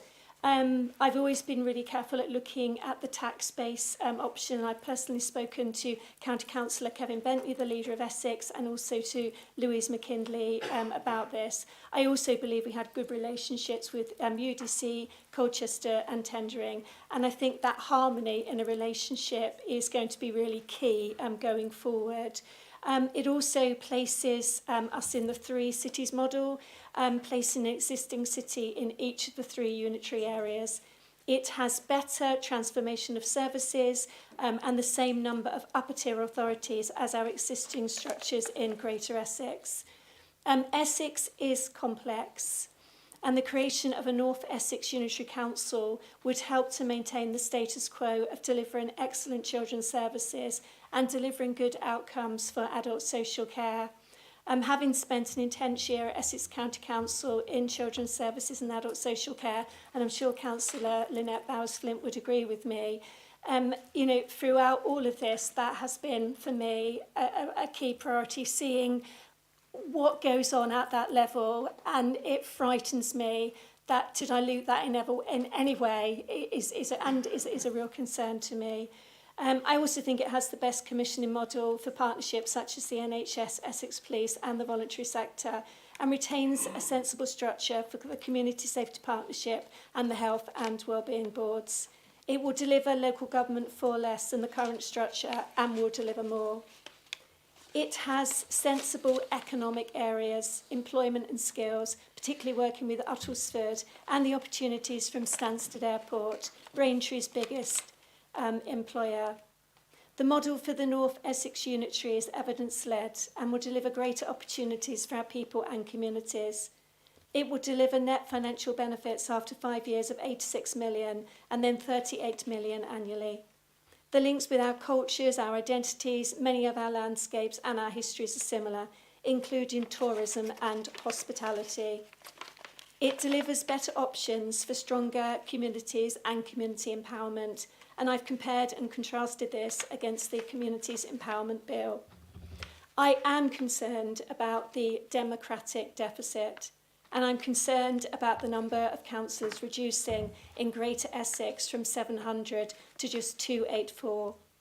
We'll be representing 5k residents from the approximate 2k residents each councillor now represents. Members, the Boundary Commission does have rules, and I believe that we should test these. A good example of this is Westmoreland Unitary Council, which went through LGR in 2023. It was allocated 48 councillors. This was rejected by the councils forming the new unitary on the basis that it would be the most rural unitary in the country. It was a robust challenge to the Boundary Commission, and the Commission raised their numbers to 65. The geography of the Braintree district is mostly rural, and I do not believe that 24 councillors down from 57, would support effective democratic representation, particularly in our most rural parts of the district, where we have over 50 parish councils and huge areas of rural landscapes. Thank you, Mr. Chairman. Thank you very much, Councillor Beavis. Next, I have Councillor Ramage. Chair, could I just withdraw my comments, please? Thank you, Councillor Ramage. I'll go to Councillor Bowers, please.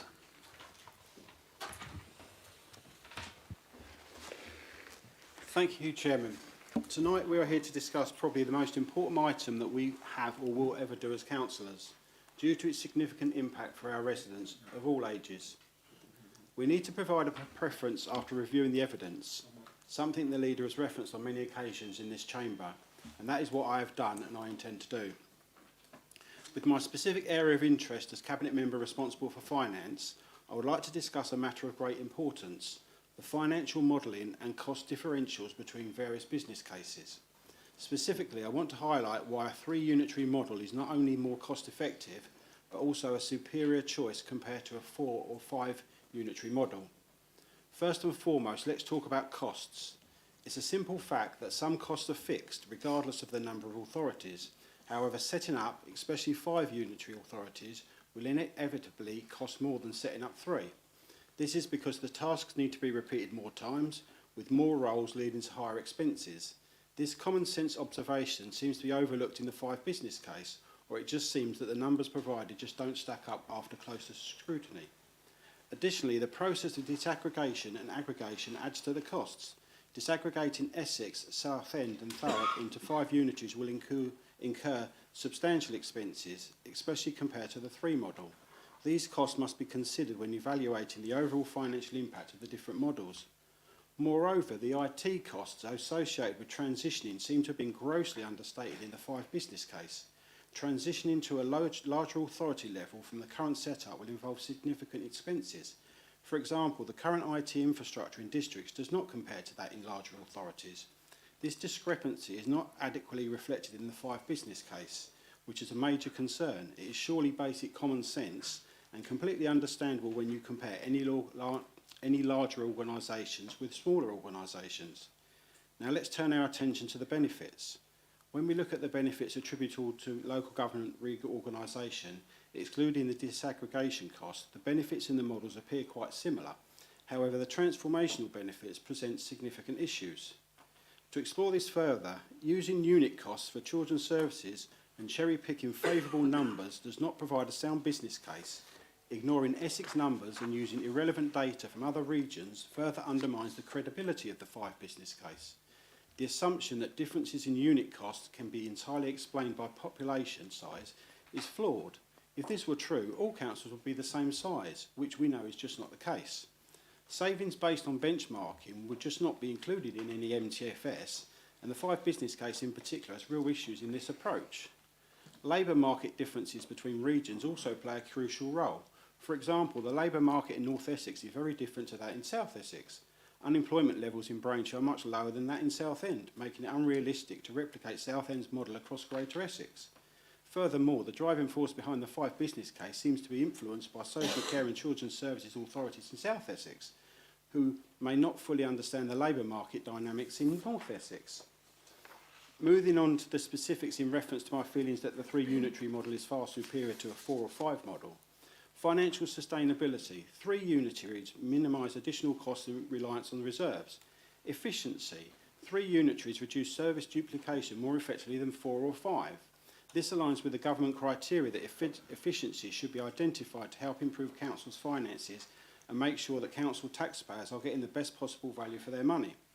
Economies of scale. 3 unitaries offer best cost efficiency. Greater savings. 3 unitaries deliver higher benefits and savings potential. Lower transition costs. 3 unitaries provide fewer new organisations to establish, meaning lower costs. Balanced council tax base. 3 unitaries have a more evenly distributed and financially sustainable council tax base. Risk distribution. 3 unitaries offer the most balanced approach to risks due to higher levels and greater flexibility of reserves. Transformation readiness. 3 unitaries provide stronger capacity and capability for public service reform and investment in technology. This aligns with the government criteria that proposals should set out an area will seek to manage transition costs, including planning for future service transformation opportunities from existing budgets, including from the flexible use of capital receipts that can support authorities in taking forward transformation and invest to save projects. Then when we look at the overall financial comparison for reorganisation alone, the payback period for the 3 unitary model is estimated at 2.7 years. This is compared to 6.1 years for 4, though the payback period for a 5 model would be over 50 years. Yes, 50. Therefore, in conclusion, the 3 unitary model delivers the best financial results both at a system level in terms of total savings, managing risks and a more efficient balanced system, and at a local level in terms of creating individual authorities that can be set up to succeed economically and financially. Only by doing so can we develop a comprehensive and realistic model that aligns with the government's criteria for local government reorganisation and serves the best interest of all of our residents. Thank you, Chairman. Thank you very much, Councillor Bowers. Councillor Alt. Thank you very much. Councillor Paul Farragut. Thank you, Chair. Some of the points that I've wished to make have been said already, but I do wish to add that I do think that the 3 unitary authority case study does have a democratic deficit. It does create 3 mini county councils, which could be lumbering and unwieldy. And I do think that the 5 is more representative, keeps local government as local as possible. And obviously democracy should be at the forefront of this. According to Chelmsford City Council, the 5 actually saves more money in the short and long term based on analysis of authorities that have already been through LGR. And that has found that mid-size authorities are best and more efficient. The 5, so I do support the 5, but I do have some concerns about being, the 5 that's being offered is Braintree with Tendring and Colchester. I do have some concerns about that, as Councillor Wright alluded to. What with climate change, in the next half of the century, the Environment Agency is working towards a minimum of a 1 metre sea rise, but is also planning for a 10 metre sea rise. This will have a massive impact on coastal erosion and housing, which is still being built along the coasts. And this is at Mersey, could half of it disappear. Brightlingsea could become an island. Rowhedge and Wivenhoe could disappear. As well as Walton. It's even worse for Malden and Rochford, though, so we're not being put with those. Lastly, I just want to say there was an article published by the BBC's Simon Dedman on March the 7th, where he said that the Conservative leaders, although one hasn't, it's gone for the 5, were going for 3 authorities because this put them in a better situation to take control of them. This is based on past elections. So I do hope that the councillors that have spoken because of what they said about their economic cases rather than the Conservatives seeking control. And I do hope that Councillor Butland bears that in mind when he makes his decision. Thank you. Thank you, Councillor Farragut. Sorry, Councillor Farragut, just microphone, thank you. Next I have Councillor Hayes. Thank you, Chairman. One of the benefits of speaking at this time is most of my points have been made, so I won't be too long. I'll be supporting the 3 unitary model for 2 main reasons, really. One, the financial sense and the tax, the actual base of it. Tonight, which if done correctly will benefit the residents of this district for years to come. This will bring all services under one authority, which will be so much better for everyone. For example, what goes over the top of the drain and also what is underneath the drain will in future be dealt with by one authority. Health, housing and wellbeing are 3 of the most important things that affect every single one of our residents in this district and can only be served better under one unitary authority. Alongside adult social care and children's services, as many times they all go hand in hand with each other. Due to my knowledge and experience, I would just like to share some of my thoughts and concerns with you all. Splitting our services into 5 separate authorities would lead to fragmentation, scattering housing, health and wellbeing, children's services, special education needs and disabilities, adult social care and safeguarding across smaller organisations. Each of these smaller entities would struggle with limited resilience, making it harder to maintain consistency, quality and innovation.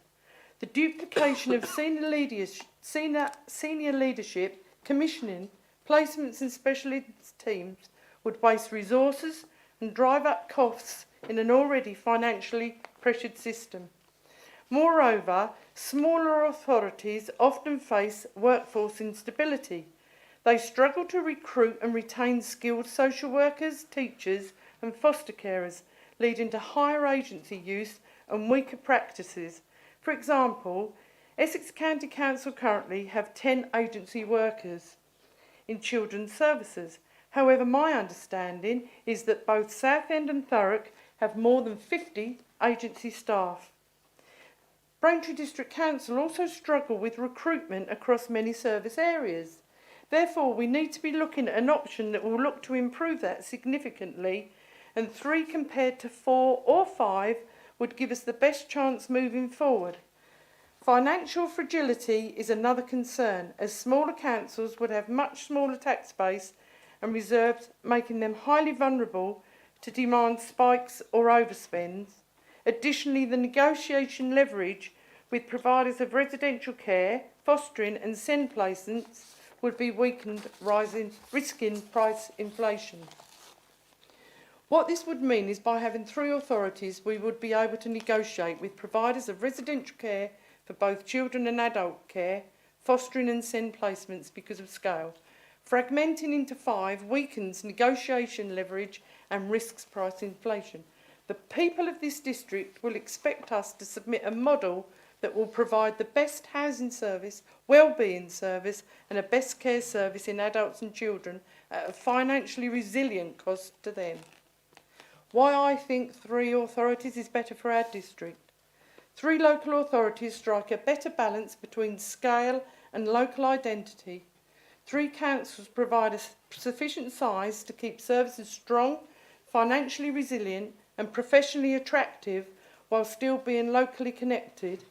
Larger footprints allow for sustainable specialist teams in areas like fostering, adoption, youth justice and complex SEND, which smaller councils cannot viably run. With 3 councils, each would have a broader funding base, reducing the risk of financial collapse from demand pressures. Bigger organisations are more attractive to social workers and senior leaders, offering career progression and peer support while avoiding excessive reliance on temporary staff. 3 councils can still exercise market influence over residential providers and foster carer recruitment, keeping costs more controlled. Furthermore, 3 larger units align better with NHS footprints, police and other partners, avoiding overcomplication of multi-agency safeguarding and service delivery. In conclusion, Chairman, 5 authorities create fragmentation, fragility and duplication at precisely the point when housing, wellbeing, children's and family services need stability and scale. 3 councils provide sufficient size to keep resilience going and professionally attractive while still being small enough to be locally connected. I support 3, and members, you've most probably heard more about the cost and what children's services do tonight than what you've had in the last 4 years. And I tell you, unless you're in amongst it, it really is concerning. Thank you, Chairman. Thank you, Councillor Bowers-Flint. Members, that concludes the debate on this matter. And I must say it's been an absolute privilege to sit here this evening and listen to your debate, your views. You can clearly see you've carefully considered the reports that have set out. And on behalf of Council, I'd also like to thank the leader for giving us this opportunity, because we've heard through many members this evening that there are plenty of districts or borough councils that haven't had this opportunity, and I think it's absolutely right that we've had this opportunity this evening. So, Councillor Butland, is there anything you wish to clarify before the Council note the reports? And I invite members to indicate their preference to the options before Council this evening. Thank you, Chairman. A couple of weeks ago, I was talking to the leader of another council who shall remain nameless, who said, "How are you tackling this?" And I said, "Well, this is how we're going to tackle it. We're going to go to council and hear what people have to say, etc." And that person said, "You're going to do what?" And I said, "We're going to do that."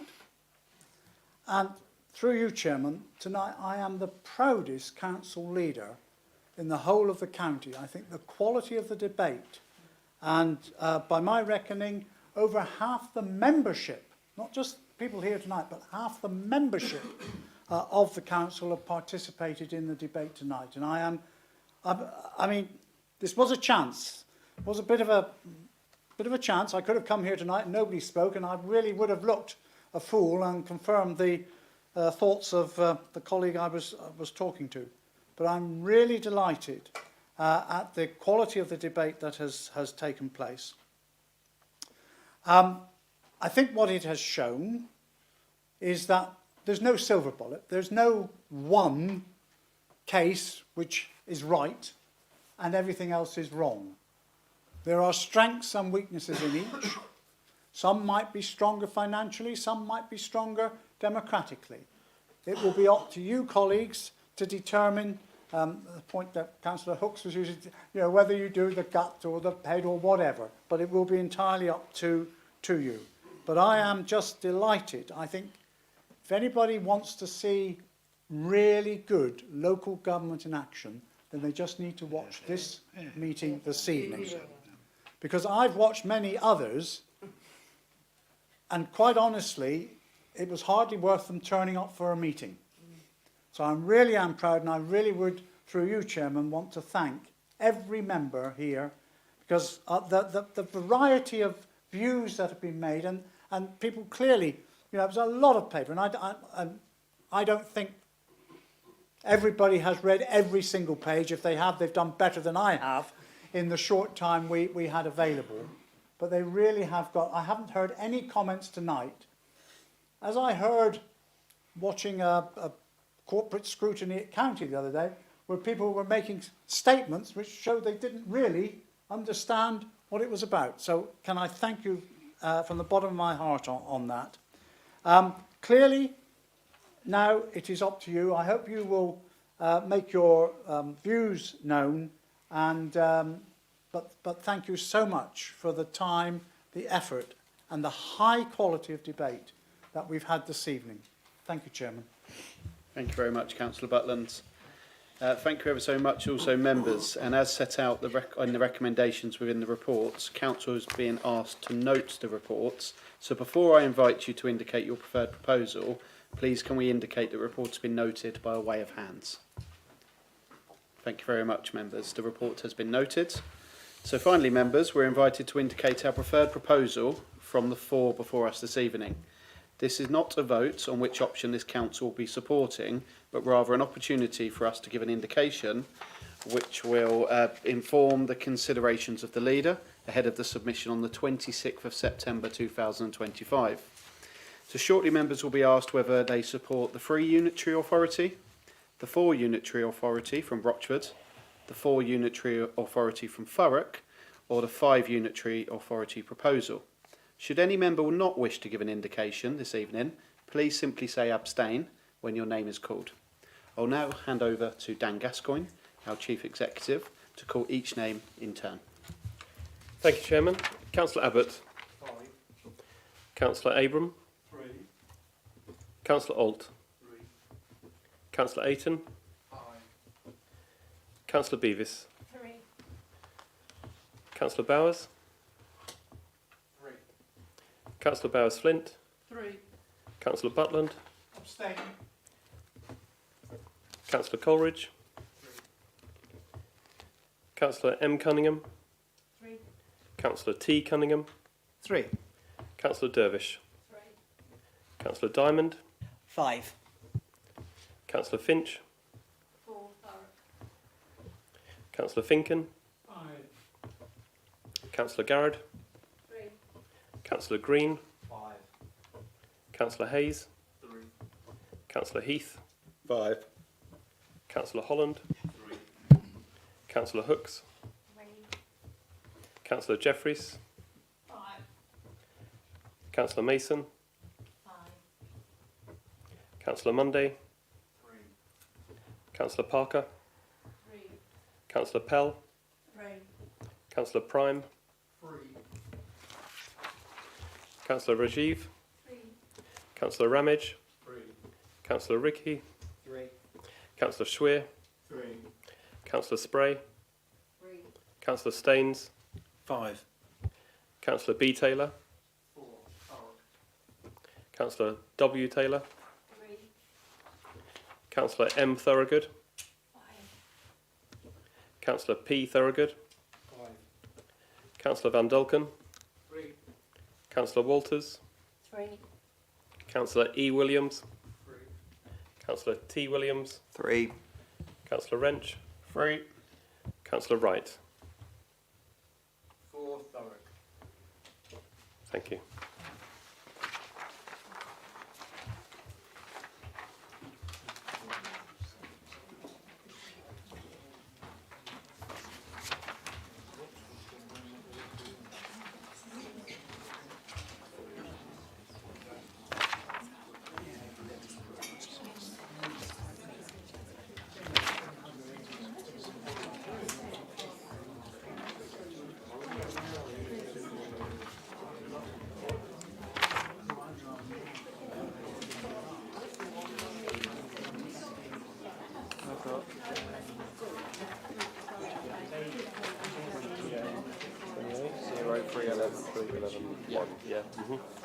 One abstention, yeah. Yep. And I've got to give it in this strange order. 3, 5, yeah. Yep. Okay, members, thank you for your patience while we just tallied it up. I can confirm the following. So 28 members preferred the free unitary authority. 11 members preferred the 5 unitary authority. 3 members preferred the 4 unitary authority from Thurrock, and 0 from the 4 unitary authority from Rochford, and we had 1 member abstain this evening. Councillor Butland, is there anything you'd like to comment on before we finalise this agenda item this evening? Just to say, Chairman, I think that's a fairly clear indication from Council the way in which you would want me as leader, subject of course to obviously I think it's on the Cabinet agenda for final clearance, but my intention would be to indicate that Braintree will support the 3 unitary model. Can I make it quite clear, of course, all we're doing is supporting what is going to government. We're not making a decision.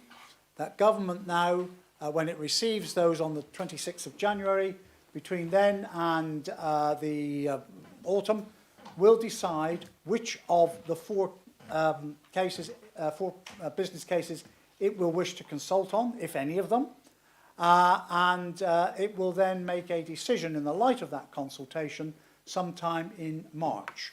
We will be a consultee in that process that takes place in the autumn. So issues, for example, about neighbourhood councils, or it wasn't raised tonight, but it's been raised, I know, in some places, whether you use county divisions as parliamentary, as the electoral divisions, or whether you use wards, that will be the opportunity for us as a council to respond to that. And then hopefully by March of next year, the government will have made a decision, the statutory instruments will have been laid, and we will then know where we are going.